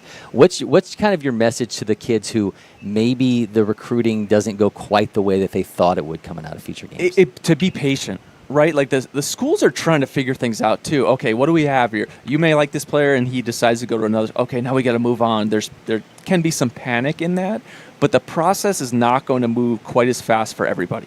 Right, there's certain players in the class. We talk about Noah Wilson, like, hey, this is slam dunk. We need to go in. He's a top. It's okay to be further down the line. The coach still likes you. Take your time. And the alternative to, and why so many coaches are here, continue to evaluate is. The second round of recruiting it's just a reality at this point. The transfer portal has become a huge part of the collegiate game, and coaches need to look at you, evaluate, hey, I enjoyed recruiting this kid. Maybe we'll go, if something doesn't go right at your next school, maybe we're another option for you. So entertain those calls. You're not too good for anybody. They're not too good for you. Like that's something that I will continue to preach. You never know what's going to happen. Well, he is Shooter Hunt. I got him to stand still for a few minutes. So I'm excited about this. We're going to take a quick break in studio, continue our Future Games Watch Party. Shooter, man, thanks as always. Appreciate it. Corey, thank you. Hot summer days call for cool adventures in Cartersville Museum City. Beat the heat indoors with jaw-dropping exhibits at Tellus Science Museum and the Savoy Automobile Museum. Hit the water at Terminus Wake Park. Kayak the Etowah River, or head to Lake Allatoona for fishing, boating, and unbeatable lake days. When the sun sets, head downtown for live music, delicious eats, and local flavors. From family fun to date nights, summer memories start here. Plan your trip today at CartersvilleMuseumCity.com.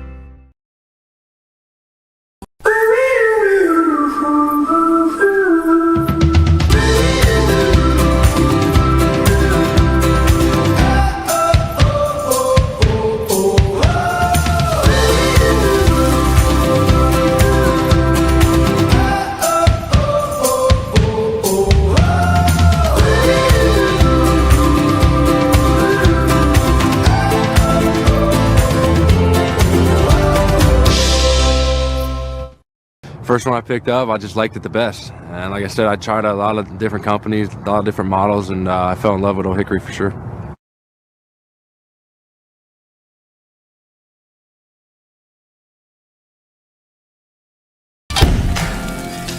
gotta find your people, the ones that make you feel alright,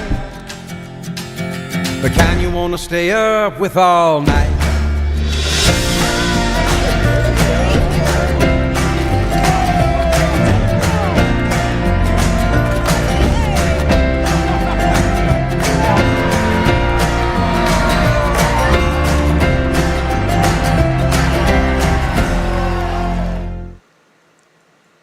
Hudson Cuevas homer for Texas South. They now lead SoCal 3-1. Back in studio now with Grayson Rosen. Great stuff there from Shooter Hunt, as always. South Texas now going to Jackie Bryant at the plate. Meanwhile, Florida got a 3-2 lead over Alabama.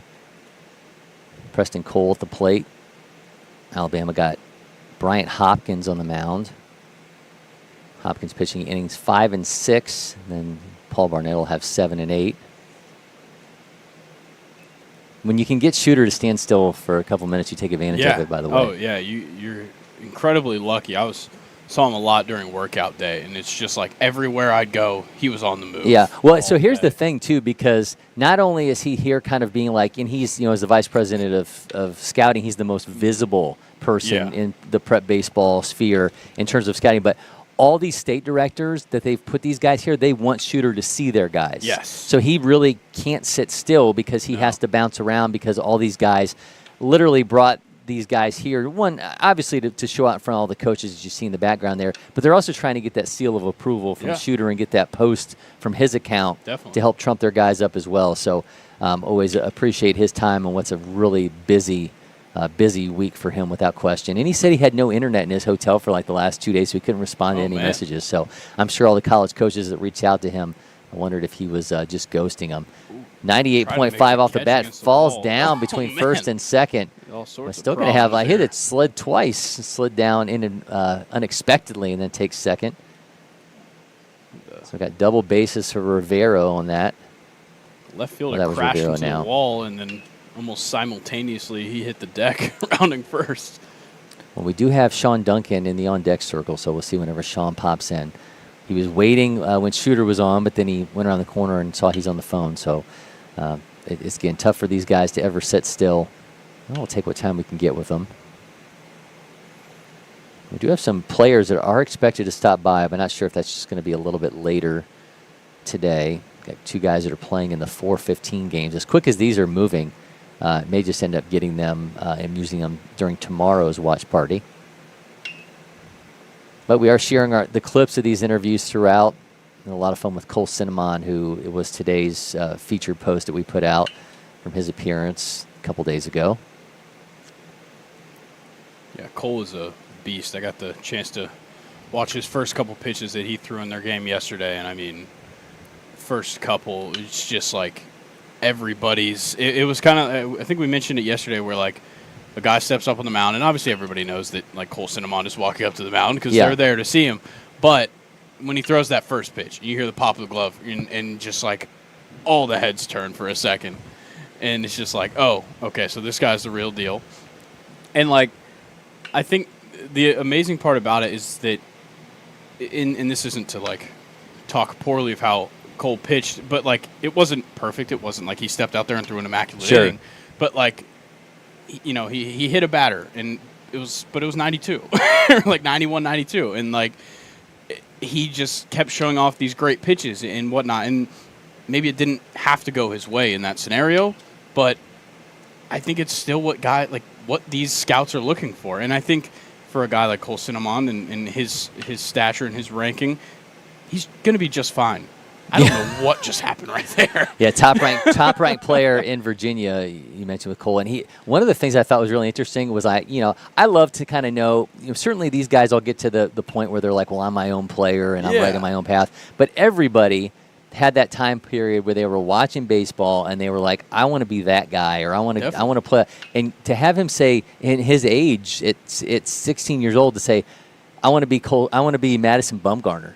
That's awesome. And to have him say, that's how I handle myself on the mound. That's why I wear the number that I wear. Just don't ride a Well, I asked him if he does. Well, I asked him if he does the bull riding. Yeah, remember, he uses a pseudonym, and he uses that to go do could go do the other PBR events, not the old. Because that was he had the dirt bike injury, right? He did, yeah. And then he started doing bull riding. Yeah. And then Tatis also had a dirt bike injury. And then a PED suspension I don't think Tatis could ride bulls. I think he's a little bit too slenderly built. He might get tossed off that thing. He's a little tall as well. Yeah. Cole said he's not going to do bull riding because he told me he is, quote, 3 times he said this, he's fake country. I like that. I like that he can admit it. Yeah. Because when you talk to him, he very much seems, and his walk-up song was a John Party song, so but he said he's fake country. That's fair. At least he's willing to admit it. What do we got going on there over in, it was a fly out, and he just took a wide route. All right, gotcha. Thought we were like playing hide and seek there for a moment, and 90.5 off the bat in that one. Get a 2-out single. Texas South extending their lead over SoCal. 4-1 now on the top of the 5th. Bottom of the 5th in Alabama, Florida. Florida leads 4-2. You're finally seeing Alabama, Florida kind of move along here and pull ahead of Texas South and SoCal, and at least in how much time we've got left with them. Lubin Rincon at the plate once again for Texas. He's 1 for 1. Again, the top-ranked player in the state in 27. Second-ranked shortstop in the nation. He's the guy who is tooled up to the gills. Got a 1-0 count.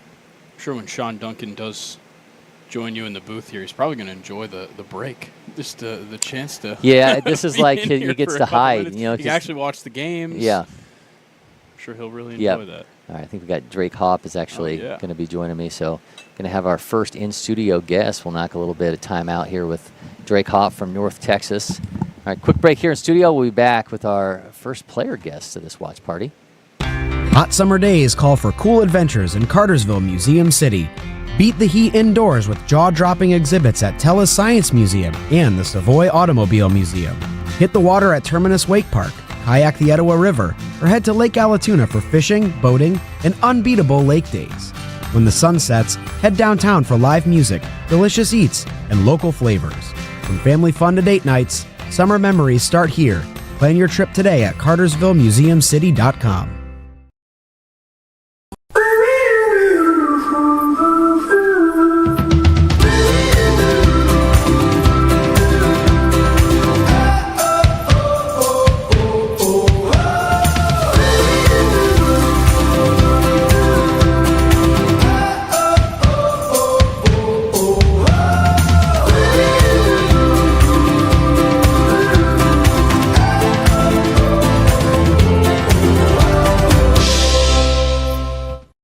First one I picked up, I just liked it the best. And like I said, I tried a lot of different companies, a lot of different models, and I fell in love with Old Hickory for sure.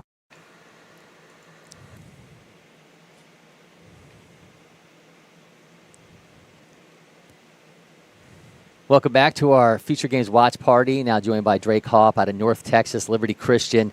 Drake, man, appreciate the time. Thanks for stopping by. Yes, sir. Thank you for having me. So you're with Texas North Texas. We got the Southern boys up there playing off against SoCal. Is there any kind of rivalry? You guys are going to play them. Well, it would be fun. We have a lot of friends on that team, so it's going to be fun. We have some North and South on both teams, so it's going to be fun. When they split it up like this, did you guys have the expectation that it was going to be? How did you guys find out? Like, we're all making it, but we're not playing for the same team. Yeah, well, we're all just going to have like a little bet on it so we can see who wins. That's going to be our championship game of the week. Okay. You showed out during the workout day, 103.8 exit velo, bat speed of 75.7, ran the 6.9760. Which one of those numbers were you like, okay, I got what I was trying to do? I feel like my bat speed was there. I'm swinging a little bit bigger bat this year. I'm just trying to get back where I was before. So I was proud of that one. Son of Brad Hoff, obviously coming out of LSU, 9 years in the majors, an all-star in 2009 with the Rockies. At what point, as a player, did you realize the magnitude of what your dad had accomplished in the field? Well, I started watching highlights of him when I was a little kid, but it started to amount to me on how hard it actually was to do what he did, starting getting closer to how old I was getting now. So I think the more I've started to mature, the better I've had to see on how hard it actually was to get there. But it seems a little bit more attainable, though, when your dad's actually done it. So certainly you've got your own path. You're trying to create your own pathway here as a player. What's that next point for you in terms of the development on the field? I think the next point for me is more like reaching more maturity and like be able to do things on my own without him. So because he helps me a lot all the way, so I need to like branch off and start my own thing more. When you were kind of modeling your game, did you stick with what, like, hey, this is my lineage. I'm approaching the game like he did, or were there other guys you're like, you know what, I kind of like Bobby Witt, I kind of like this guy. Like, where did you go? Yeah, my dad swings a lot similar like mine, but I try to mimic my swing off of Freddie Freeman. Okay. Going to both ways. So my dad, Freddie Freeman's more like my body type. My dad's a little bit smaller than me, and a little bit like more filled out. So me and Freddie Freeman are, I feel like, a good comparison. So I spent a lot of time around Freddie as a Braves reporter, and he would always tell me, over top the shortstop's head. That's what he's trying to do. That's what I try to do. So when you step in there, are you looking for the pitch to develop to send it out there, or do you think my swing can produce where I want it to go? I say, pitch me away, I take it away. Pitch me in, I just say thank you. So if he pitches me in, you got to be ready for it. But if you look away, he can never beat you in. So I just try to look away to take that away. Obviously, in Texas, you guys are getting a ton of attention. So scouts being at games is nothing new for you. What did you know about future games before you came here, and then what was the reality when you saw the number of scouts in attendance? What I knew is, like, I got told before by some of my friends back at home who were here last year, is like you couldn't walk really. It's hard to like find places to sit. And just when I got here, it was like eye opening on how big of a deal this really was, and how like you actually have to compete to win. It's fun. Yeah. When the scouts are here, it's a little nervous, but you just got to get over it. Certainly, August 1st is looming. You guys, I'm sure, have a game plan on how you're going to approach the recruiting side of it. Does it feel like Christmas? Like, how do you? What's the kind of anxieties, expectations, the feelings going into that deadline? It's going to be really excited. Like, it's been something I've been waiting for since all my friends been getting their calls last year. It's been something I've been just dreaming of. It's like a dream come true to me when it comes here. So it's just going to be a couple phone calls I'm waiting to have with some people, and then I'm excited to get on some tours and stuff and see where I'm going to college. All right, well, excited to see it. Also excited to see you do something we've been having a little bit of fun with. Producer Mason's going to roll it in. It's time for Drake to play Random Questions.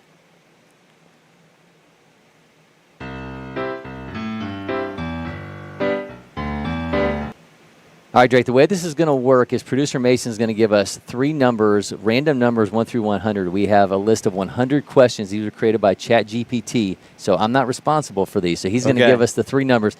Mason, what's his numbers? His numbers are 6, 92, and 97. All right, I don't think we've had any of those yet. All right, number 6. What's the worst pregame meal you've had, and did it come back to haunt you? Oh, the worst pregame meal I had, I went to the sushi bar, and I had a whole ton of sushi before the game. And I was feeling a little bit heavier, and I couldn't run as fast, I think. So I wouldn't recommend that one. Was it one specific roll? Did you get, or did you get like a variety? It was a whole platter.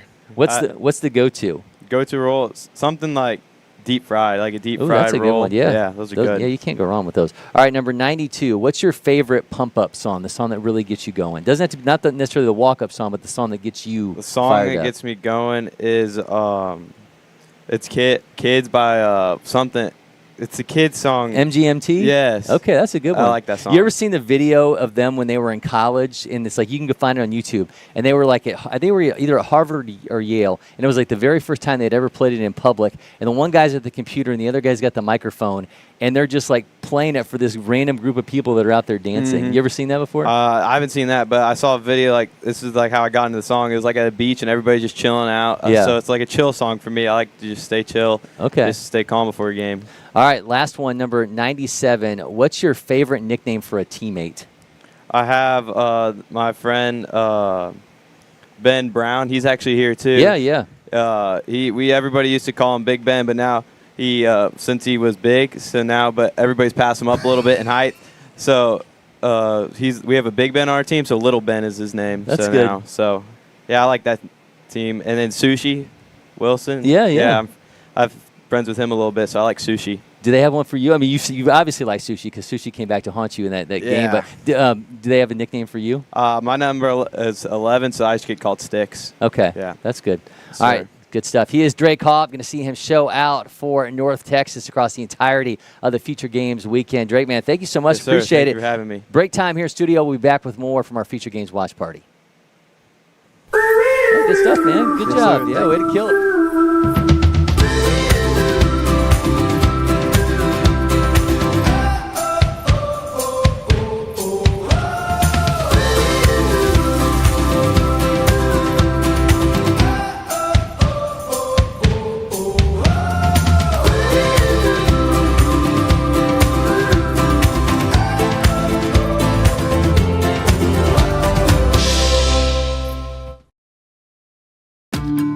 Windscreen Factory, more than just windscreen.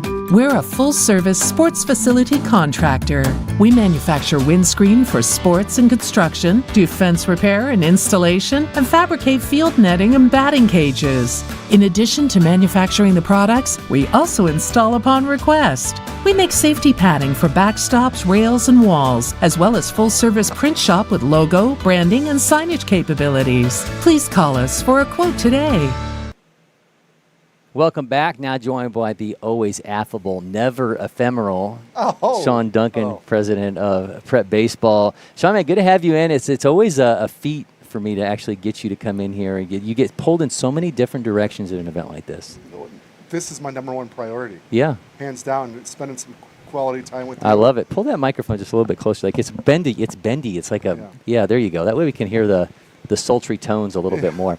So we got Alabama, Florida, Texas South, and SoCal going on. A couple hotbeds here and talent-wise. I know you try to take it all in, but you also have the feat when you're here where everybody needs a little bit of your time. So at what point during the Future Games event do you ever get to just kind of slide back into old school Sean Duncan and just watch baseball? Right about now. Like I've got a lot of meetings out of the way, but no one wants to hear about meetings. We want to talk about players and just the overall atmosphere has just been unbelievable. Like having done this for a long time, the floor on the player here has been unbelievable. Like at one point yesterday, every single field is like 90 to 95. Wow. And guys are hitting it with no problem. So it's really, with the new recruiting changes, it's really kind of raised the floor of the event. The thing that I'm most pleased about this whole weekend so far is the senior games. Like the amount of schools, there's so many uncommitted, really, really high-level players. In 3, 4, 5, 10 years ago, those guys are committed as freshmen. Yeah. And now they're seniors, and like there was a kid pumping 95 and he's uncommitted, and it's like, how does that happen? So you walked me into the exact direction I wanted to take a conversation with you. So obviously last year you guys bring in the senior feature games, which meant one level of the feature games was going to be gone. So now we just have one group of kids there. But the fact that the recruiting landscape has changed so much, is there the expectation in the future that either number one, every state could get their own senior feature games team, or number two, there is no junior feature games and there's just an expanded senior feature games? Well, that's a much more in-depth conversation, but I do believe we need to thoughtfully expand the senior offerings, because why we did the future games from the beginning is to help players get committed, right? If you were committed and you were a star player, you're off the roster because no one wants to see committed players play, right? Mm-hmm. Well, maybe now with the way the transfer portal is, but I mean, they're not even in the portal yet. Yeah. But there were hundreds of coaches over there seeing these guys that need looks, that were under-recruited, or the uncertainty of the roster situation with the 34-man roster and guys out of jobs and all that stuff. As this recruiting puzzle kind of comes into sharper focus, because it's still not, if anyone said they fully understand what's happening in the college baseball landscape, they'd be not telling you the full truth. Yeah. So I think it's starting to form a little bit, but certainly we will need to probably expand the senior stuff a little bit more.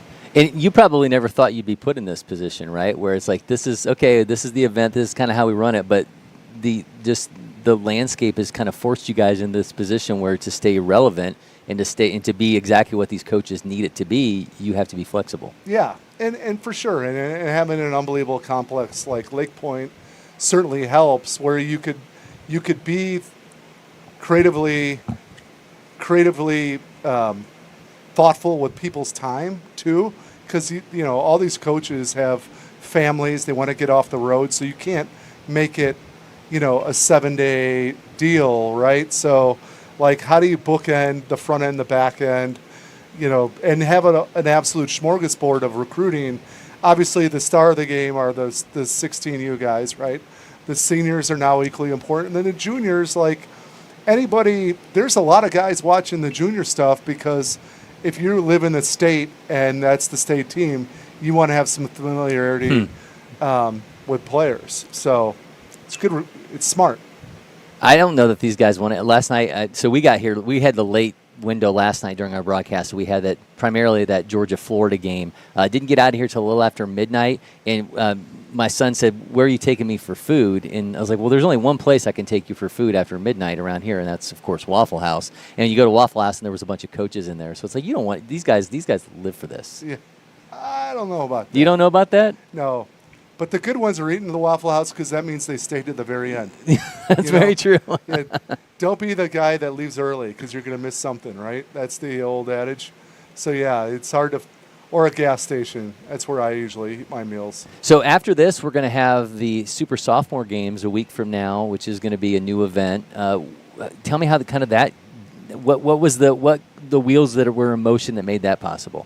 Well, we have something for – the future games, and then the way the world worked, with the recruiting cycle was there was nothing future game like event for the rising sophomores, right? So, and then you do it more regional, so it just gives a consolidated look for colleges to see, a region like 4 to 6 states of the top sophomores. So that's just the basic genesis of that event. And we've been running that in certain territories before this one coming up in the Southeast. So we're excited for it.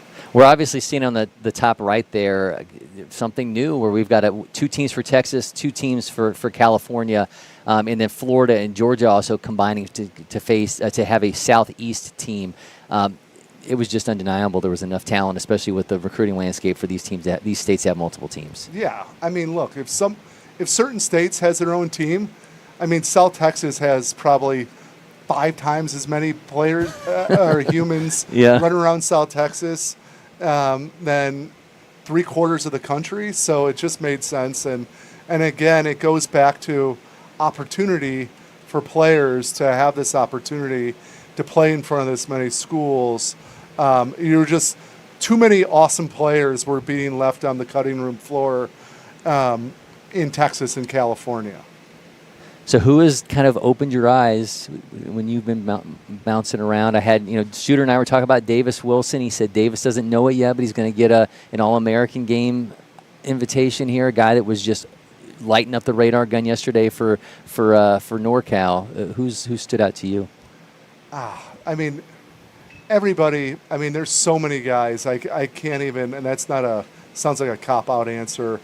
I let Shooter do the big game hunting. I just get in his way nowadays. So I'll give him my input when I see something extraordinary. But I'm really kind of the champion of the less famous player. I like that. Yeah.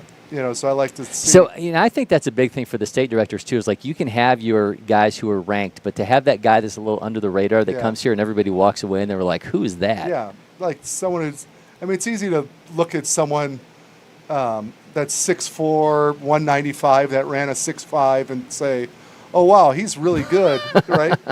But just, the undersized middle infielder who plays hard and barrels everything up, or just stuff like that. I mean, because not everybody is mega famous coming into here. Well, speaking of guys who are probably going to leave mega famous, Nathaniel Sabino out of TNXL just hit a bomb for Florida. They're now leading 6-2 over Alabama. We got Texas South with a 4-2 lead over SoCal. Both these games in the 6th inning. We'll have another watch party for you tomorrow as our coverage just rolls along. And, of course, we'll wrap it all up on Sunday with the Junior Feature Games Championship.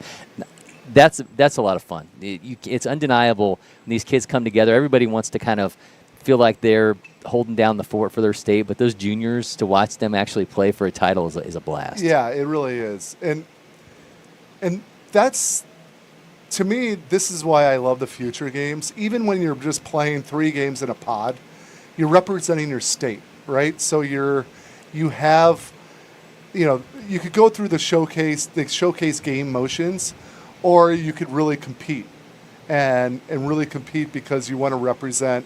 Like, hey, I'm Florida. I don't want to lose to Alabama. Well, and obviously, SoCal thinks it's the king of baseball, and Texas thinks they're the king of baseball. So, hey, why don't we pod them together? Or the Georgia-Florida game last night. That was the watch party last night. Yep, sure was. Yeah. I mean, that rivalry goes back a long ways, right? Yeah, and it's meaningful because I was walking out last night with Hudson Graham, the Georgia State director, and he just was shaking his head. It's just like they want this so bad. Yeah. They don't want to lose these rivalry games. I mean, the Ohio guys said they were throwing everything they had at Michigan last night to get the win in that one, and one of the Ohio players just frankly said, we don't like those guys. No. It probably stems from college football. Oh, yeah. It's the Ohio Team Ohio, right? Yeah. Well, yeah, I'm from Ohio. You don't have to tell me are. this. I Yeah. know you Yeah, we know. You could put your bias hat on. That's right. When you on all these podcasts. Well, we try real hard. Speaking of bias hats, I'm excited for the next game. Team Illinois, which is where I used to live, and it's where I started it. So I'm always rooting for the great Drew Locascio to roll out a good team. And now that I live in the great state of Missouri, they play next slot. And I'm really excited to plop down front row and take in a good baseball game. So those guys just have added pressure now that they know you're going to be. It's like, watching over their shoulders. They can give two craps about me. Yeah. So you saw your son Finn running around. We've obviously seen Finn as the bat boy at the All-American game. You said it was his first time down here at Lake Point. Now that he's kind of been around it and he's had a day or two to kind of soak it all in, what's he been like here? If you walked along field 11, I believe it is, you could see his brain matter splattered against the back fence, the outfield wall.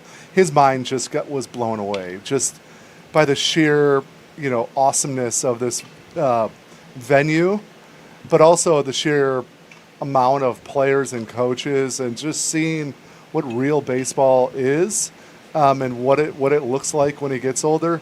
It's just a great learning experience, and just watching him run around. That's a good barrel up there. Yeah, 95.8. That one's into play into the right field gap and going to have runners at second and third. Are you going to take him across to the Champions Center and go to the Georgia Outdoor Network Convention? You guys can walk around there. Is that what's happening over there? They're giving away a gun every hour.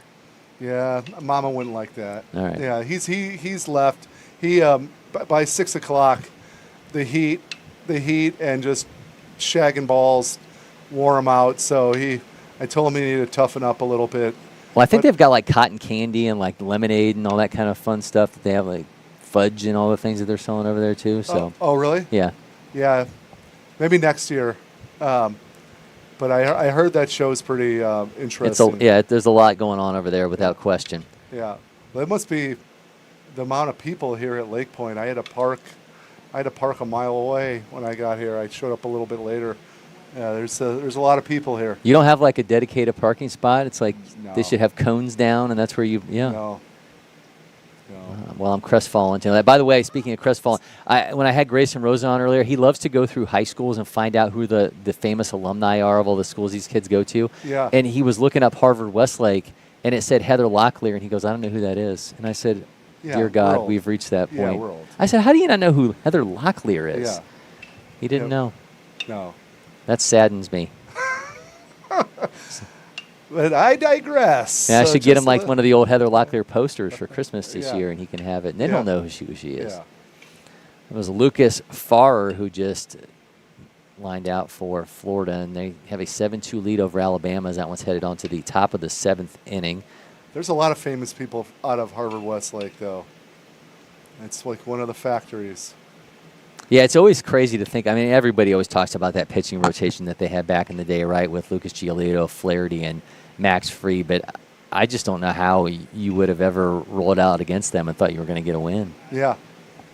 And I guess you could probably say that the team from California this year, the Corona High School, yep, was got to be one of the most stacked teams of all time, and they didn't win in California, and that is why SoCal believes that's the epicenter of high-end baseball.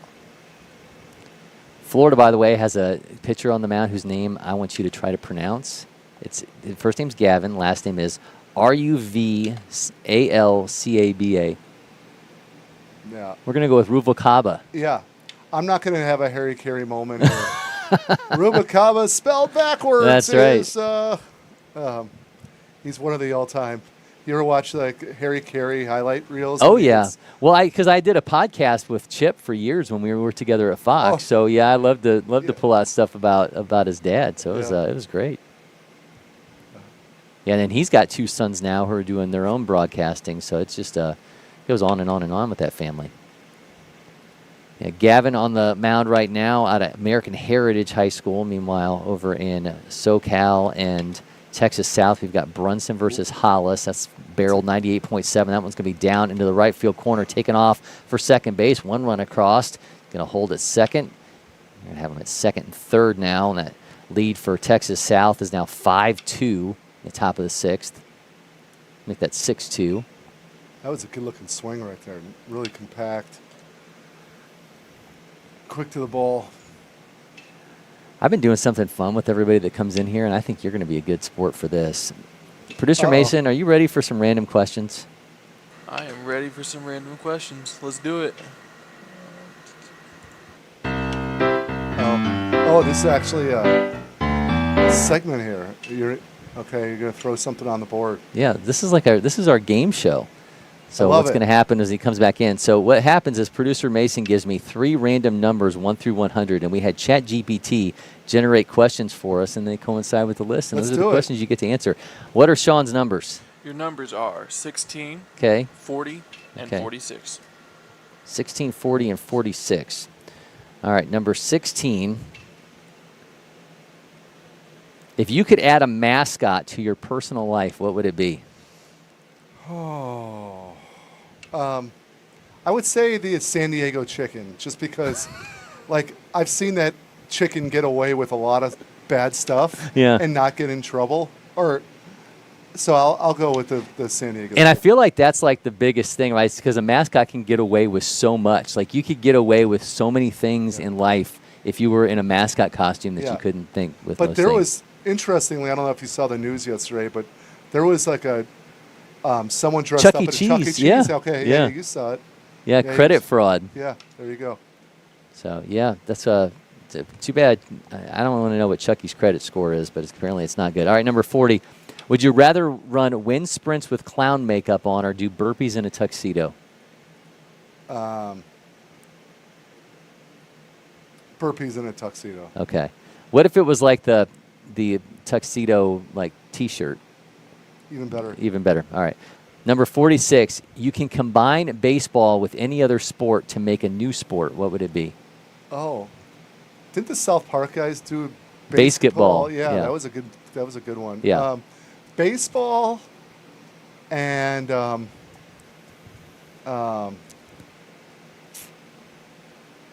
let's go baseball and golf. I don't even like golf, but if you could that's already a game. Like fungo golf, that's already that is true. That's not even. How about baseball and water polo? Okay. Yeah, I don't even know. That makes no sense, but yes, baseball and water. Let's try it. Just in baseball in water. Yeah. Okay.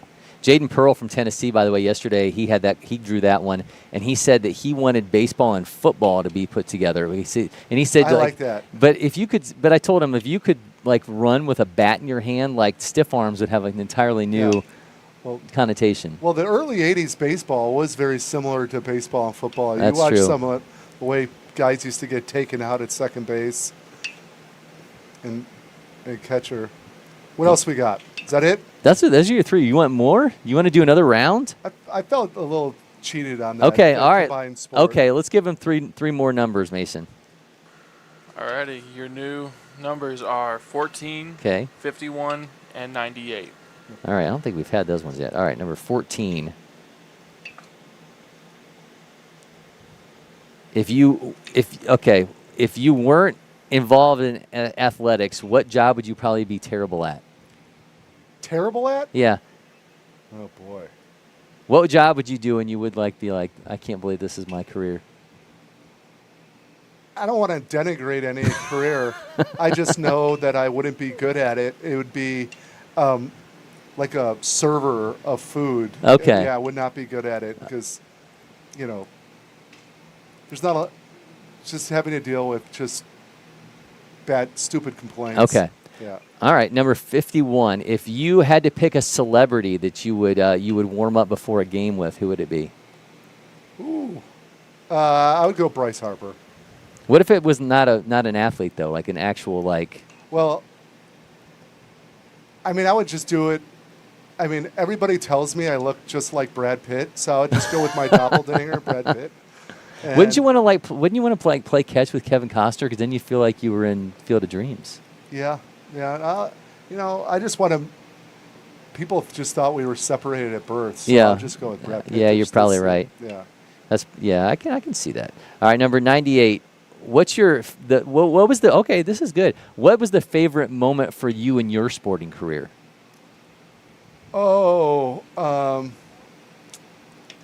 my favorite sporting moment as a player. It can be as a spectator, as a player, as a scout. Like what's the sporting moment. Entire sporting universe of Sean Duncan? What's that standout moment? This is going to sound kind of corny. I'm not going to tell you like some 8th grade highlight of basketball or something like that. Like watching my son Finn kind of integrate at the All-American game was that was fun. A really cool dad moment. Just like watching him, kind of just come out of his shell and that was cool. Like stuff that we've created could be helpful to his life. That was really cool. So I'll go with the cheesy answer on that. No, I like that. Yeah. That's a good one. That's good stuff. Thanks. We should probably focus more on the players. You think so? Not my answers to random questions. But that's part of the fun is that we have the randomness here. I always tell people this is basically a podcast with baseball on, and we go wherever our minds take us. 9-2 is the lead for Texas South over SoCal. Florida up 7-2 over Alabama. We're inching a little bit closer towards completion of this watch party window. So we got on the mound right now I believe that's Florida on the mound. Florida is so good. They just have so many good players. And Florida was like, hey, how come Texas gets 2 teams and California gets 2 teams? Like, we have the most players drafted every single year. Wow. Why don't we get more players? And I think that's a valid. But they have the combo team with Georgia, so technically they get some spillover. Yeah. Good call. Paul Barnett's on the mound for Alabama right now. Had Paul in studio yesterday joining me for a little while, and he was pretty excited to take the mound in this one, primarily a shortstop, but also gets in the mound, as we'll see here momentarily. Runs it up around 92.3. He's got a changeup 78-80. Curveball 74-76 for the 23 junior feature gamer. It's going to be the best pitchers are the converted shortstops, right? This uber athletic, really athletic down the mound. Let's see how it looks. Well, Mark DeRosa, heard him say during the draft, is like you just put your best guy at shortstop and then you let them figure it out. Yeah. You let them figure it out wherever they go on the field. And Barnett's certainly an example of that. See him 92 off that one. He's faced in Bladen Caballero, from American Heritage. Too many vowels.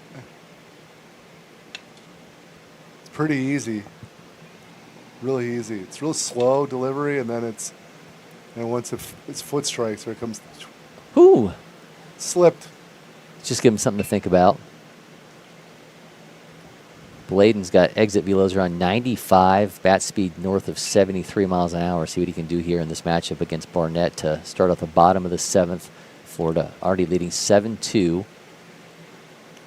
Fouled off 91.4. What's just crazy is like I just think back to like future games. I'm going to be an old guy right now for a second. And like in the early years, like if a kid touched 90, it was a really, really big deal.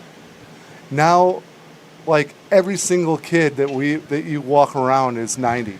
And it's funny you say that because I told Grayson earlier, I said, Sean likes to say a bell goes off every time somebody said, and I said, well, every time this kid hits 90, a bell rings because the scholarship got its wings, like it's ding, ding, ding, yeah, ding, like ding. it's a wonderful life. But it's funny you say that because it's just everybody's got it in their pocket now. Yep. Ryder Renfro, 100.1 off the bat there in this matchup against Mason, as he's going to have more runners on the path here for SoCal as they try to fight back into this 9-2 lead for Texas South in the 6th. Texas was super impressive during its workout day. They all look like they could hit, every last one of them. Well, we had Drake Hoff in here a little bit ago, spent some time with Lubin Rincon, the top-ranked player in Texas during workout day. You got so many guys now, these guys with those MLB bloodlines, those guys with that lineage, guys like Drake Hoff coming here. Do you see a difference in a player like that? Just obviously they have the expectation, 100%. they know, but they seem to just carry themselves a little differently. Yeah, and there's no doubt they understand the game, but they're taught the right things. You know, like what is going to help you. You don't need a giant leg kick or like this stuff you see on. Just like keep it simple. They just have their approach seems to be way more advanced. When you're talking about a hitter, they just how they comport themselves in the box looks so like they've been around really smart people for a long time.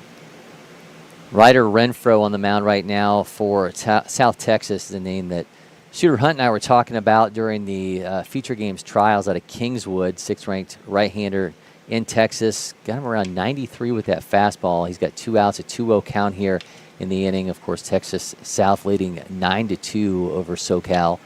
He's going to miss high. Count's going to be 3-0. A ball in play over there in Alabama, Florida. Going to be another run across from Florida, make it 8-2 in the bottom of the 7th. She'll be here for one more day. You heading out on Saturday, heading out Sunday? Sunday morning. Yeah. Do you have places, you're here so much in Emerson and Lake Point Sports, do you have restaurants that you have to go to, or do you spend so much time here that you never really get a chance to do that part of it? There's a spot by my hotel that I usually go to 4 nights a week. It's called the Hudson Grill. Okay, yeah, I know that place, yeah. It's tucked away, so it's not usually swamped, and they have a lot of TVs, and the service is quick, and cold beverages on tap, so like Sprite and stuff like that. Do you get to the point where you have like the usual, where they just see you come in and they just bring you this food? No.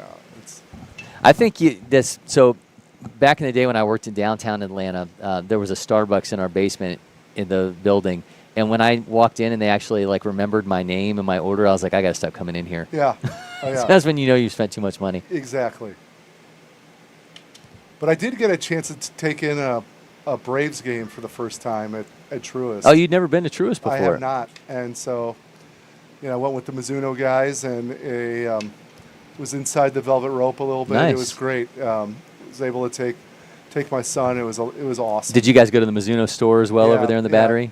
The Battery is unbelievable. It's like the model of what everybody's trying to emulate now. Yeah, everybody wants to not only have a shiny new toy in that stadium, but they want to be the landowners, the one that's controlling everything that happens around their stadium, and the Braves got it on lock. They did it right. And it just keeps getting bigger and bigger. And what I just don't understand is, like, how are the Braves not good?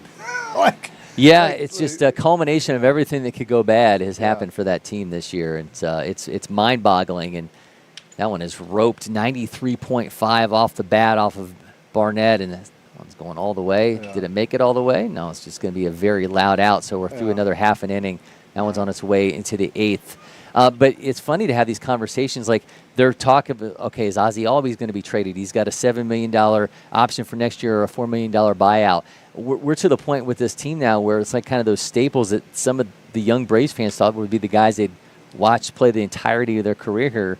they're having conversations about, is that guy going to be here? It's just crazy that we reached that point with this team. Why would they want to trade Ozzie Albies? I mean, he signed the most club-friendly deal in baseball history, I think. Is that what sent the MLBPA through going nuts, is like how they locked him up for... Yeah, well, and then they follow that up with Acuna following with his deal, too, where it was definitely under what the ultimate on-field value of it could be. But I think, too, it's just a matter of the farm system is just such a mess. It's like, how do you build that up? Because you made so many deals to get yourselves in a position. You lock all these young guys up, and then they're all not performing. How do you fix it? Yeah. That's why they get paid a lot of money to figure that out. But they got the right car parts. They just maybe need to re-engineer how they put them together. I don't know. So this is the last year of Brian Snitker's contract, and so would not be stunned to see the end of his run as their manager. I know it's the only organization he's ever been with. He was drafted by them in 1976, and after his playing career, they moved him in as a coach, and then ultimately was a minor league manager for him for years and bounced around before he ultimately took over for Freddie Gonzalez in 2016. So I know he's never wanted to be anywhere else, so I'd be stunned if he's not calling it a career after this year. But man, they definitely need an infusion somewhere. That's for sure. Still have time. There's always hope. Got Clapp on the mound now for SoCal. Andrew Weber was on the mound for him, not Lloyd, and not Andrew Lloyd Webber. And that was another reference that Grayson didn't get. I keep aging myself. He doesn't know anything from Phantom of the Opera. Usually I pick up all your. You don't know who Andrew Lloyd Webber is? No, who's that? The guy who wrote the score for Phantom of the Opera. Who the hell knows that? Well, you just found out that I know that. So. Well, you learn me something every time I come on here. So well, I appreciate that. I effort to do so. That was Garrett from South Texas, Ben Garrett to be exact. He sends that one into center field. He's going to have himself a double, and they're going to be in business again. Texas South again leading 9-2 over SoCal. That one's in the top of the 7th. Yep. Alabama, Florida in the 8th inning. Yeah. When you get to you don't see many blowouts during the future games. Usually they're pretty close games, and I just want everybody to show their best stuff, and it's sometimes you just need a game to get over with. You should get that shirt that says, I hope everybody has fun, and then put the Prep Baseball logo on it that you wear at future games. Yeah. I was stunned last night, that Indiana-Illinois game. It was 10-0, and Indiana had just one hit. And that's an Indiana team that brought the top 3 players in 2027 down here, led by Isaiah Snavely. Another home run in Florida and Alabama, and Florida is just coming to play in this one. 90.3 off the bat for another bomb. Wow. That was a bomb. Yeah, that's a good old rivalry dating back to the first future games. So I know our state director, Drew Locascio in Illinois, had to quietly reveled in that pounding. And I'm sure the Indiana boys Indiana, at the end of the day, is one of the sneakiest good states there is from a talent perspective. The amount of arms, and now the hitters are catching up. Well, the cat's out of the bag with Max Clark now, right? He's become the centerpiece for that state and their reputation on the field. Yeah, but there's been, predating Max Clark, I mean, there's a long history of power arms coming out of I think there was a future game team from 7 years ago where they have 7 pitchers on that roster are pitching in the big leagues. Wow. Zach Thompson, and there's a bunch of just a ton of arms that are still pitching in the big leagues. So we were talking earlier about the amount of coaches here, and it was 400 plus last year with the inclusion of the senior feature games. Did you ever sit back and watch this event and just be like, I can't believe it's become this big? It's hard to see the forest from the trees, right? And it's always okay, what can we do to make it better. Like, that's always been my mindset of not to over tinker with it, but like, how can you make this event an event that no one can say no to, right? And obviously having this many college coaches is the straw that stirs the drink. So like, how can you just reverse engineer the thought process of what do they want to see? So that's why you got that's why we did extend the senior stuff, and we didn't clip the junior stuff, because like they still want to keep. If you're gonna come and spend time away from your family for 4 or 5 days, you want to walk away with the most information you could possibly have. And the nice thing is, back in the day you would have 1, maybe 2 guys from a staff. Now your full staffs are coming, right? And head coaches, and I never step back and say, holy cow, I can't believe it. You should set up a new division where it's portal guys. Think how cool that would be. I mean, it would be impossible, right? But if you could get like a bunch of guys who were in the portal that wanted to come down here and show off for these coaches. It's too late. Yeah. Well, no, I'm not saying you could do it right now. They're busy. Yeah. But there's obviously the portal's a mess, and no one can make heads or tails of it. And there's probably something to be done in there, but it's just a matter of like how high do you want to put your rubber gloves on to get into the tank and do it. And it's crazy what's going on in the portal. Talking about the growth of this event, I think this every time, going to Super 60 and you walk into the office there and see all the old magazine covers you guys have from back from the Prep Baseball Report days, and to think of it going from that to an All-American game, to the feature games, to Super 60, that part of it, even though you don't want to get caught up and you can't see the forest through the trees, that kind of stuff's a little bit undeniable that it's become what it's become from those beginnings. Yeah. Yeah, I mean, clearly putting together a magazine, and I did every last thing in the magazine. I wrote all the articles, did the rankings, secured 2 advertisements and so that was a pretty labor-intensive thing. But certainly the genesis of it all is, having hyper-focused, level of scouting and media at a state level, and promoting players, not just the SEC high draft guys, but like every player matters type of mindset, where if there's a will, if you have a modicum of a skill and you want to play, there's a lot of schools out there, right? So, and you could help players, not make them up, but like help them through our services is kind of, that's how we started it, and I still think we've never deviated from that. It's just on a way bigger scale now. What's the next evolution? Is there is it going more international? Is it in another event? Like, what's that thing that's that kind of that North Star, that next yard marker for you? I don't know if there's a yard marker. And if I did, I wouldn't want to. Yeah, you're not going to tell everybody. Speak to it, speak it out.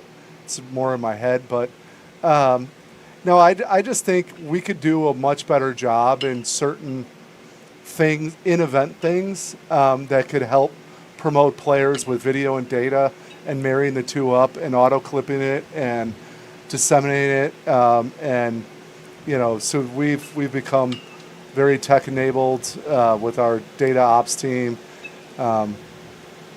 which has evolved from, just someone who wasn't in data ops trying to figure it out to having a 12-person staff.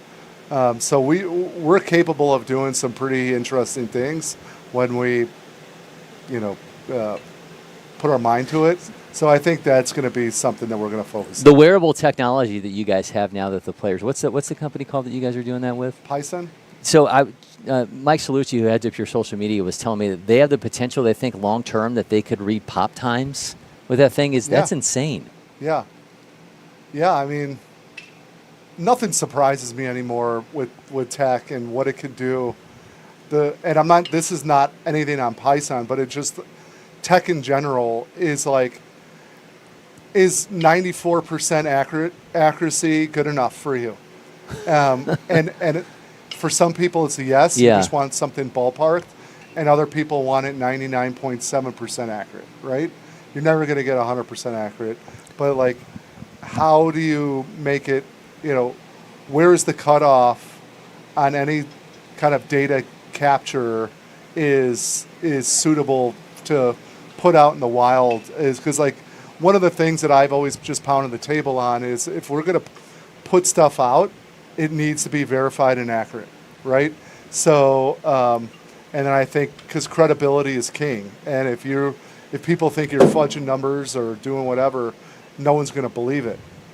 So, it's just a matter of stress testing the accuracy of the tech. That was hammered. Yeah, Alejandro Rivero at the plate for Florida, 92.7 off his bat, and Barnett can only put his hands on his hips and watch that one. And we've got, just looks like another blast there for Florida, and loud out though, 92.7. I didn't even see where the ball went. That was caught. It's kind of hard to see when we go multi-view like this. Sometimes the flight of the ball. Yeah. And then when our AI cameras don't always cooperate, we might lose it. But I technically have not been diagnosed with ADD, but try to focus, and then I just get talking about stuff that doesn't. So matter. It's funny you talk about the validity of technology. As Grace and I were talking about, you can see so many of the coaches in the background will have their own radar guns or their own stopwatches. You can look up at the scoreboard and see what the numbers, but they don't trust. Oh, they trust. They no one packs a radar gun. No, but I'm saying we have so many. When Jack Bauer was here and he went at 102 multiple times, the amount of guys back there who had radar guns was almost humorous. You have to throw that up. Yeah. Right?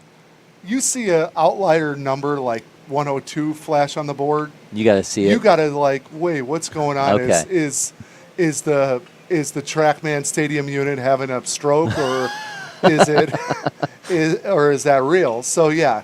When you see crazy outlier numbers, but almost everybody in the stands, you see sitting behind the stands there, they have a pretty accurate IGAR.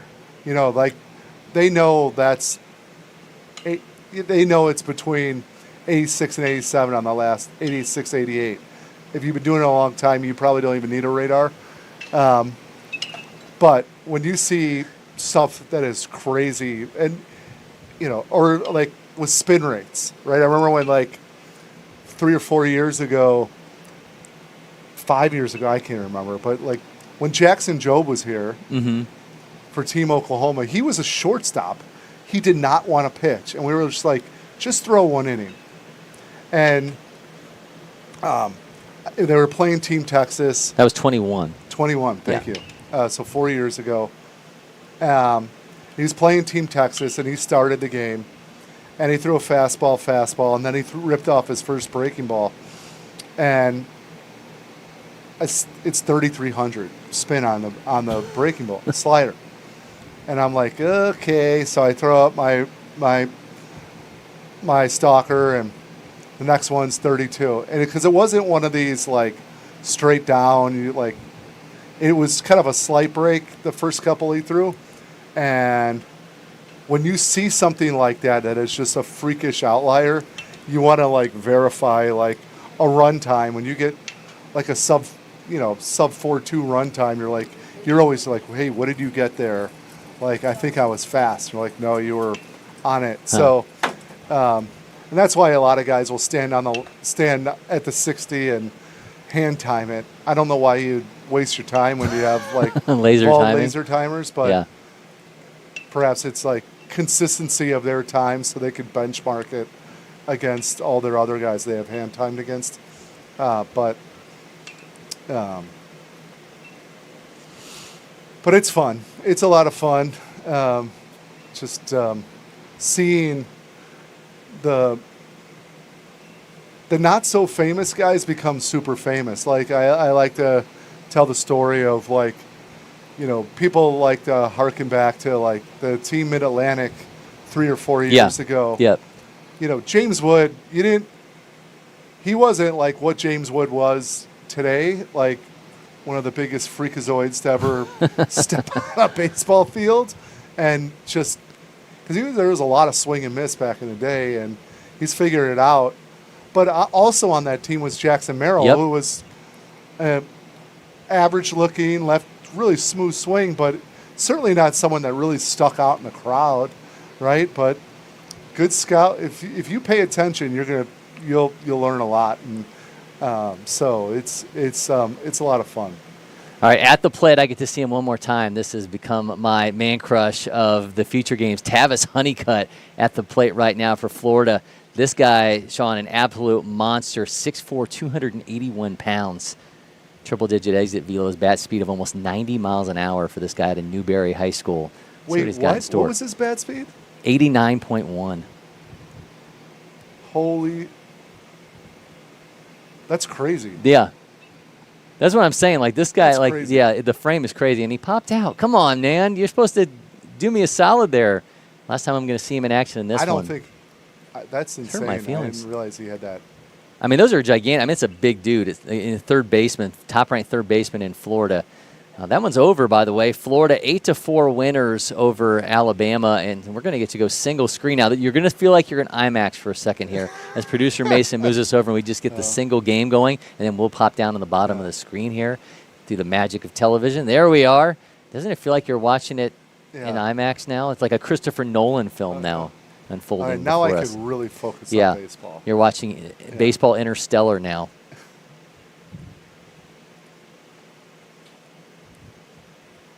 What's your favorite Nolan film?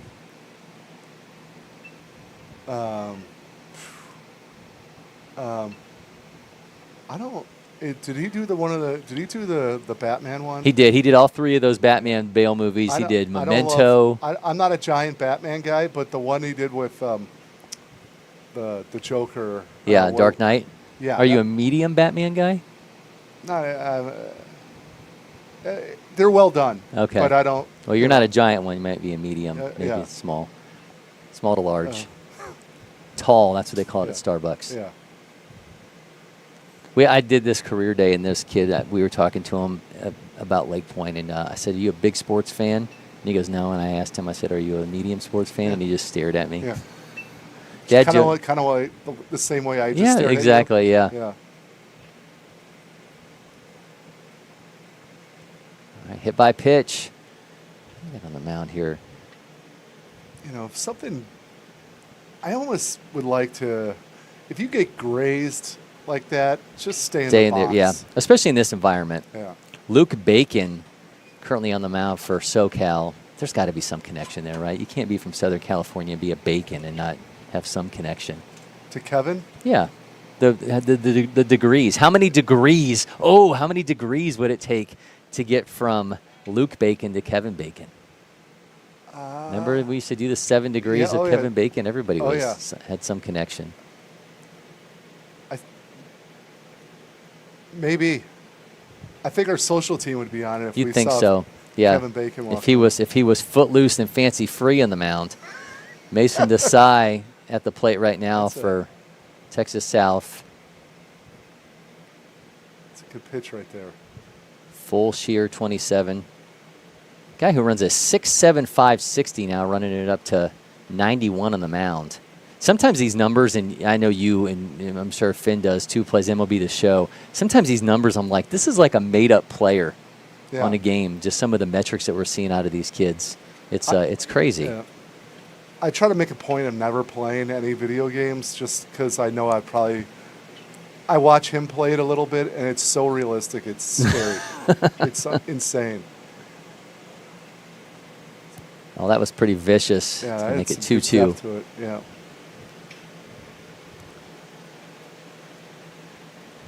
Well, Bacon at the plate. Santiago High School, 12th ranked catcher in California. Exit velos on 94.5. See what he's got here in a 2-2 count now against Desai.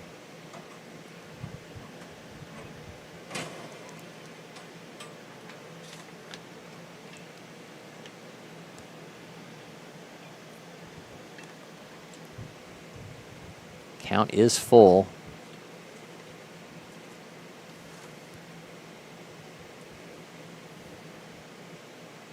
Bacon jumps on that one, 98.6. That's a sizzler off his bats, headed down into the left field corner. Bacon's going to make his way in the second as another run going to cross for SoCal. The throw is going to be in plenty of time. Did they get him? It didn't look like it got him. It looked like he went above his head, but nonetheless, Bacon's going to be at second. There's going to be an out for SoCal. Still 9-2. Well struck ball, 98.6 into the corner. It's a clean swing right there.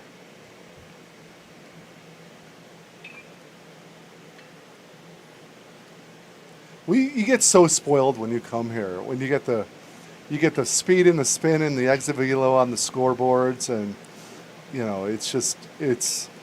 it makes watching the game. So you're not always looking at your radar gun, or it just really adds to the player. I think we get spoiled regardless, just from the level of players we have here so much throughout the year. That when you go to, watching other facilities, it just feels like it's tough because we just get so accustomed to watching a high level of player. Did they get him at third? They got the courtesy runner for Bacon at third, so now going to be 2 down. That was a heck of a throw. Who is it? Is that Cash Clayton? Threw a dime right there. That's one thing. I've been super impressed with the catching here, is because you don't know these guys, right? Like, so you're catching foreign stuff, and I talk about that with the catchers all the time. Like, how quickly can you get on the page with a guy who his entire approach is, I want to show out and I'm going to make the most of my 2 innings. It's got to be a really tough job. I've been super impressed by the overall catching talent. So that's not easy. This is Ira Rootman from Harvard Westlake at the plate with 2 down. Second-ranked outfielder in the state, 101.3 exit velo. Did he go? Yes, he did. No, he didn't. All right, counts 1-0.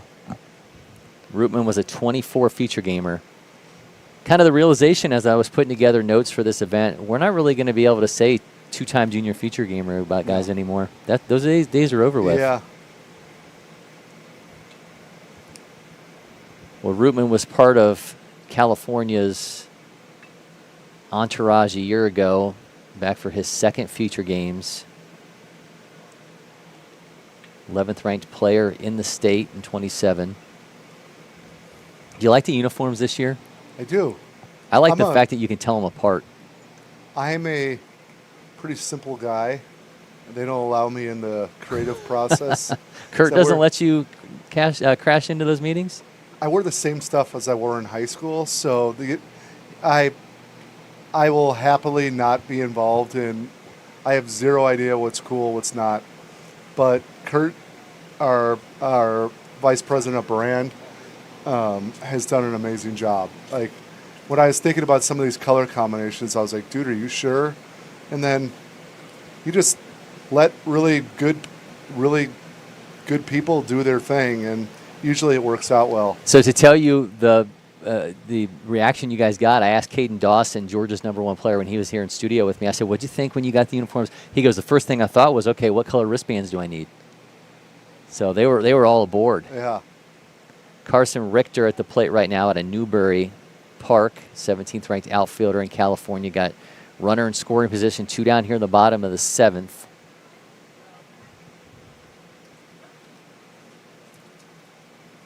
Oh, he definitely went on that one. Counts now 0-2. I think Team Hawaii might have the best looking uniforms. Yeah, those are pretty solid.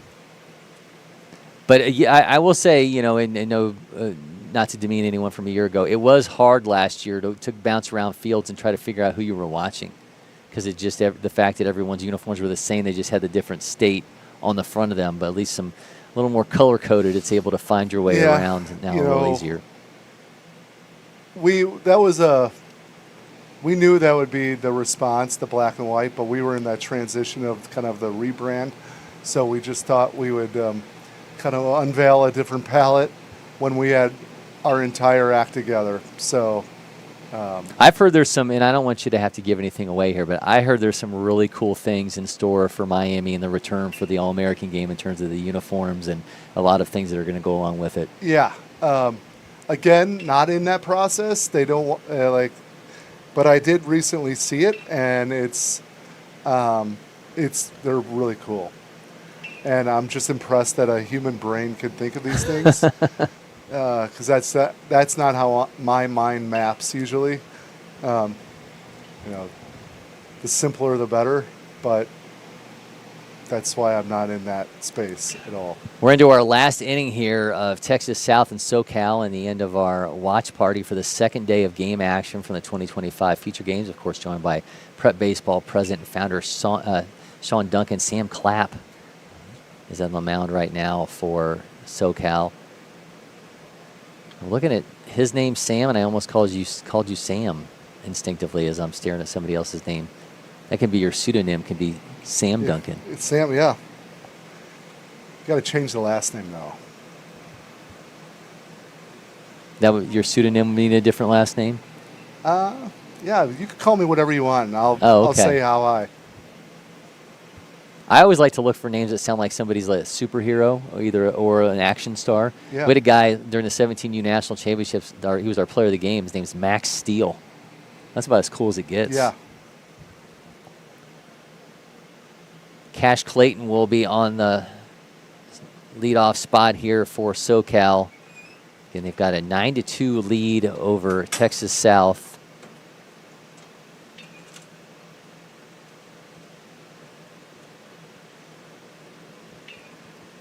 Clayton out of the Woodlands. Fourth-ranked outfielder in Texas, trying to get something going here for a team that's in need of a spark.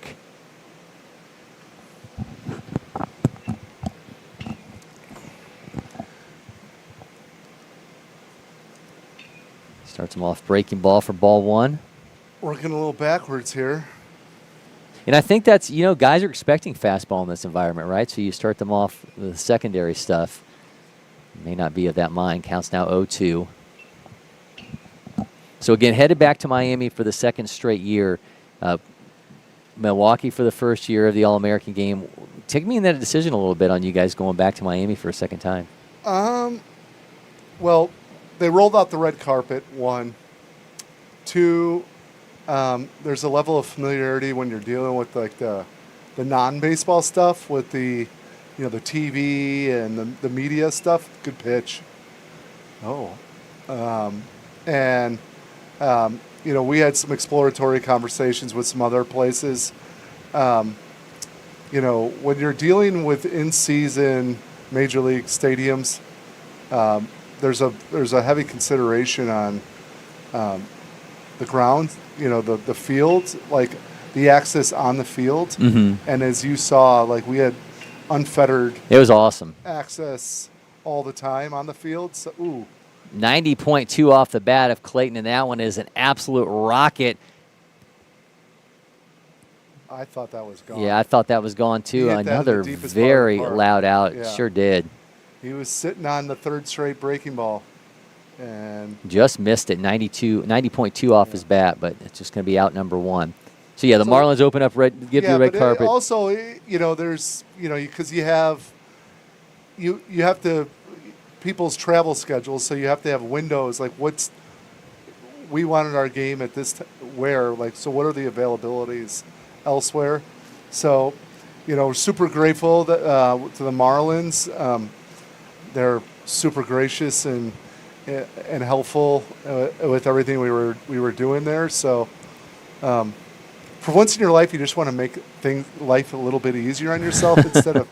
And I know our media guys were really, really happy. It was a lot of fun last year. Excited for the second go around there. I love the bobblehead museum out in the outfield there in Miami. Oh, yeah. That's kind of hard to beat. Yeah. It was really cool walking through it last year with Matt Holliday. And I said, "Do you know where yours is?" And he walked me right over to it and knew where his bobblehead was. Really? Yeah, That's yeah. Cool. All right, Brunson takes this one for a ride. It's right up the middle. 104.2. It was like a ramp as it hit the Yeah. mound and went into the outfield. I'm glad it didn't hit. The way it hopped up, I thought maybe it got him on the heel, but he didn't have any reaction to it. Well, Brunson goes 104.2 off his bat. Inning will continue here for Clapp. 1 on, 1 down. Now facing off against Allen.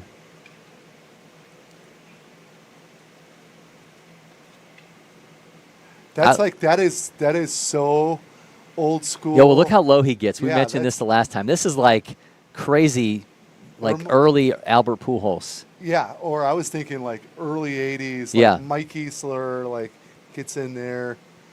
Like, I mean, crowds the plate, gets really low. You don't see too many closed stances, closed crouch stances. Fouls that one off. Counts 0-2. I really like it. I mean, it makes a whole lot of sense to get in your legs early like that. Setups come in all shapes and sizes, whatever works for you and your timing. Everybody gets to the same place. But when I saw that kid during the workout day, that harkened me back to early 80s. You know, some of the stuff you saw in the early 80s, you don't see anymore. Like the Rod Carew setups and stuff. Like Mickey Tettleton. Yeah, well, I don't think that was. or Craig Counsell. Yeah, yeah. Pete Incaviglia. There you go. Well, Allen in that nifty setup go down on strikes. Now 2 down here in the inning. Next batter will be Cuevas. That's all right. My order: Hudson Cuevas, top-ranked second baseman in Texas, steps in with 1 on and 2 down. 23 junior feature gamer. It's always cool to hear. I was always going to take that one right in the back. That sucks. Let him stay in. Yeah. Stay in there. Ball 1. Unless he's hurt. And that would be unfortunate, giving him a second here. I always like to hear from the junior feature gamers about wanting to get to the other side of the complex. Yeah. And it's cool to hear them. The guys would be like, yeah, when our games were done, I would walk down there and watch and knew that's what I wanted. So, all right, we're going to see Cuevas continue this ABs 1 for 3. What we used to do back when it was less populated was we would have one day where the 14U future game team would take BP on the big field with their big brother future game team. Yeah. So it gave them a nice camaraderie, gave the state director able to, show, get to know the players a little bit better. 1-1 count here to Cuevas after he got hit by a pitch. It's now 1-2. Cedar Park, second baseman, 22nd ranked player in Texas. Exit velo's around 103.2. I just love looking at these exit velos and then the bat speeds and then putting them up against the guys in the majors, because it's obviously it's not direct comparison, but talking to these guys, it's like they're like, I love to look up there and be like, oh yeah, I'm comparable, even if it's not on an everyday basis across 600 plus plate appearances. Yeah, with I a wooden bat. I wonder what O'Neal Cruz's exit velocity would be if he was swinging metal. What do you? 130-ish. Yeah. Yeah. That's what I would think. Gives you a good 15. Yeah. 15 at least, I would think. How fast they swing it. Yeah, that would be. They should let them use metal bats for the home run derby. Yeah. One it's like a bonus ball swing. Yeah, there you go. Yeah.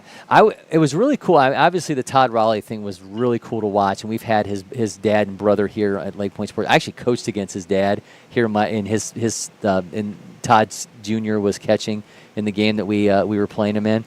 But to hear Cal say that he uses a different bat as a right-hander to a left-hander. Now, you'll hear a lot of guys be like, I'm not the same hitter from the right side to the left side. But he said he just was trying to get a little bit deeper as a right-hander, so he's using a completely different bat. That's interesting. Yeah.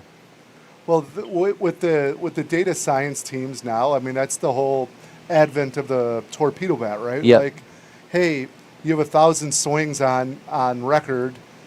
This is where you're hitting the ball 78% of the time is, here on the bat, or you're slower. You might be slightly slower twitch from one side or the other. I mean, there's nothing left to chance. It's just a matter of, is the player going to actually listen to it and do it? Yeah.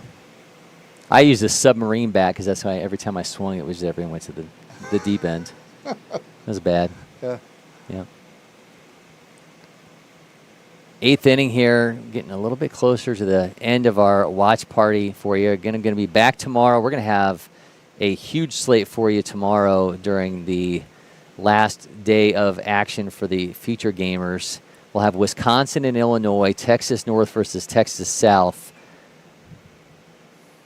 It's going to be a 4-game slate for you. Yeah, there it is. Wisconsin, Illinois, Texas North, Texas South, NorCal, SoCal, and Florida, Tennessee, all during that noon window. So we're going to be bouncing around. That's going to be like NFL Red Zone, where we're going to check in on one for a little while, bounce around, and we'll be back on Sunday for the Junior Feature Games Championship. So Tennessee is really good. Like, that is a really good baseball state. Yeah, Hunter Martin's been doing a great job with those guys. Jaden Pearl, the running back-like outfielder that they have, was part of the crew last year, and he's like, I saw guys like Bo Holloway and the attention they had, and I knew, I was like, I absolutely got to get back there again this year. So they've got a lot of fun players in that team, so excited to see them in action, and we'll have Hunter stopping by for a little while during that one as well to break down his roster. So always enjoy catching up with Hunter. So Cal Raleigh's brother was here? Yeah, so because he was catching the home run derby. He was, right? yeah. So in 2022, my youngest team, we played in a tournament here, and the team that we played was coached by Todd Sr. with Todd Jr. as the catcher because he had on Mariners catching gear. And I remember talking to him. I was like, man, that's some pretty slick Mariners gear. He goes, oh, my brother gave it to me. And I didn't know at the time that it was his brother. So he looked like they said he was in high school, and he looked like he was good behind there. I love that he was like hyping his brother up. Like your brother's leading the majors in home runs, but yet his 15-year-old brother's got to give him some. How cool is it for a dad, for like the whole ensemble? Dad's throwing BP. Yeah. Your youngest son's the catcher, and your other son is hitting mammo bombs and leading the world in home runs. Yeah, it's such an awesome thing for that family. But do you think we're going to get to the point where they say no more dads throwing BP? Because you had Harper's doing it. You had, back in the day, you had, who else was doing it? The Robinson Cano's dad was throwing to him. It's like nobody knows you better, and it's like a bit of an maybe it's like, sorry, your dad wasn't a good enough dad. Dude, that has to be the coolest moment for a dad. Oh, I would assume so. Yeah. See the pressure that you'd feel though, like you gotta trying to do right by your son. Yeah. Well, yeah. I mean, the pressure for guys to throw cookies is real. Like, because you have to really, they're gonna keyhole you until you get it, and so you throw 2 straight, you're like, oh my god. Having thrown a lot of BP, you could start to yip yourself up a little bit, try to like perfect it every time. Well, being a lefty, my players hated me throwing BP. They're like, what is the point of you throwing us batting practice? Because you're going to hit against a left-handed pitcher eventually. Mason Desai on the mound once again for South Texas, trying to close this thing out. They lead 9-2 over SoCal. Oh, that was vicious. Goes down on strikes. Desai left him absolutely frozen. Mr. Freeze sighting, fire up the bat signal, Sean Duncan. I remember, do you remember like when Pete Alonso won the home run derby a couple of years ago? And he had that older guy as the BP thrower? Yeah. And someone gave like the heat map of the home run. The guy literally, if like this is like the entire box, it was like every single pitch was in in the same spot. It was like the most impressive thing in the entire All-Star game last year or a couple of years ago.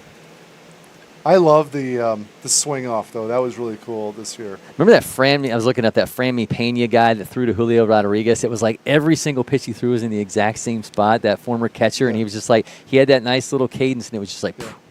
Catchers are the best BP throwers. It's a proven fact. Now 2 down for Desai. Last hopes for SoCal going to be onto Martinez. That's Zion Martinez. He swings that one back foul. Zion of Norco High School. Norco playing for SoCal. 23 junior feature gamer. Last batter here potentially for SoCal unless they can extend this inning. Bring it into our watch party. That one is in play. Gonna be down in the corner. Martinez going to make his way into second base. That's all kind of trouble. He's going to have himself a 2-out double. SoCal threatening here. Still trailing by 7, though, in the bottom of the 8th. What? That's a bit overstated. Yeah, there's a threat on the base pass, right? Little do you know that much like the home run derby, this turns into a rock and jock late. You know, that every run is worth threefold. Yeah. It's banana ball. Yeah, every run's worth 3 in the 8th. We just went to that. They were in St. Louis. The Cardinals are getting 12,000 people, and they had 45,000 people there. Wow. It was insane. They're drawing an audience that is not necessarily a baseball audience. I don't know if that's long term a great thing for baseball. If you get people in the door, is it gonna? How can it be bad? How can it be bad? It's awesome. It's a. Like, I don't love that. I mean, there are certain things, like, you see a lot of crap on, like, YouTube. You know, my son watches, like, you know, these dudes trying to, like, do trick plays in the field and stuff like that. I'm not a huge fan of that, but it's the Globetrotters, right? Like, it's, like, making the game fun. Now, I love the coolest rule of all time is when a fan catches a foul ball, you're out. And I saw a highlight of someone caught the foul ball of a banana, and they got booed. If you brought that to the majors, could you imagine the home fans that would be like batting people down to not have them catch a ball? That'd be great stuff. All right, SoCal cannot mount any kind of a comeback. They fall 9-2 to Texas South. We're going to take a quick break in studio, wrap up our Feature Games watch party here from Lake Point Sports. We'll take a quick break. You got to find your people, the ones that make you feel all right, the kind you want to stay up with all night.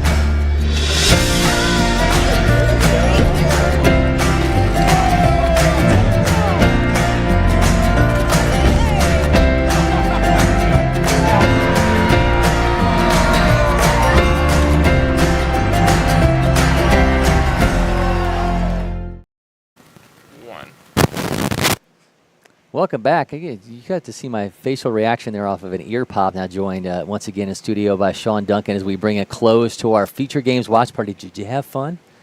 I had fun until you, this is like a real up close and personal. I'm like, man, I am, that whole Brad Pitt thing that I told you about is bogus. And man, I forgot how gray I am. So. Well, you handled the random questions with gusto, so I appreciate that. We're going to bring up our broadcast menu with you for the remainder of our Feature Games watch parties. Producer Mason, there we go. Saturday, we'll have a 4-game slate for you with the noon window of Wisconsin, Illinois, Texas North, Texas South, NorCal, SoCal, and Florida, Tennessee. And we, of course, will wrap it all up on Sunday with the Junior Feature Games Championship. So excited to bring you that one. And been a lot of fun so far and been joined by so many faces here across these last few days and plenty more coming for you. We'll be back again on Saturday. Of course, you can find all these for free on X and YouTube. So until then, for Grayson Rosen, Sean Duncan, Drake Hoff, Maddie Bullock, and Mason Monroe, our producers, I'm Cory McCartney. For now,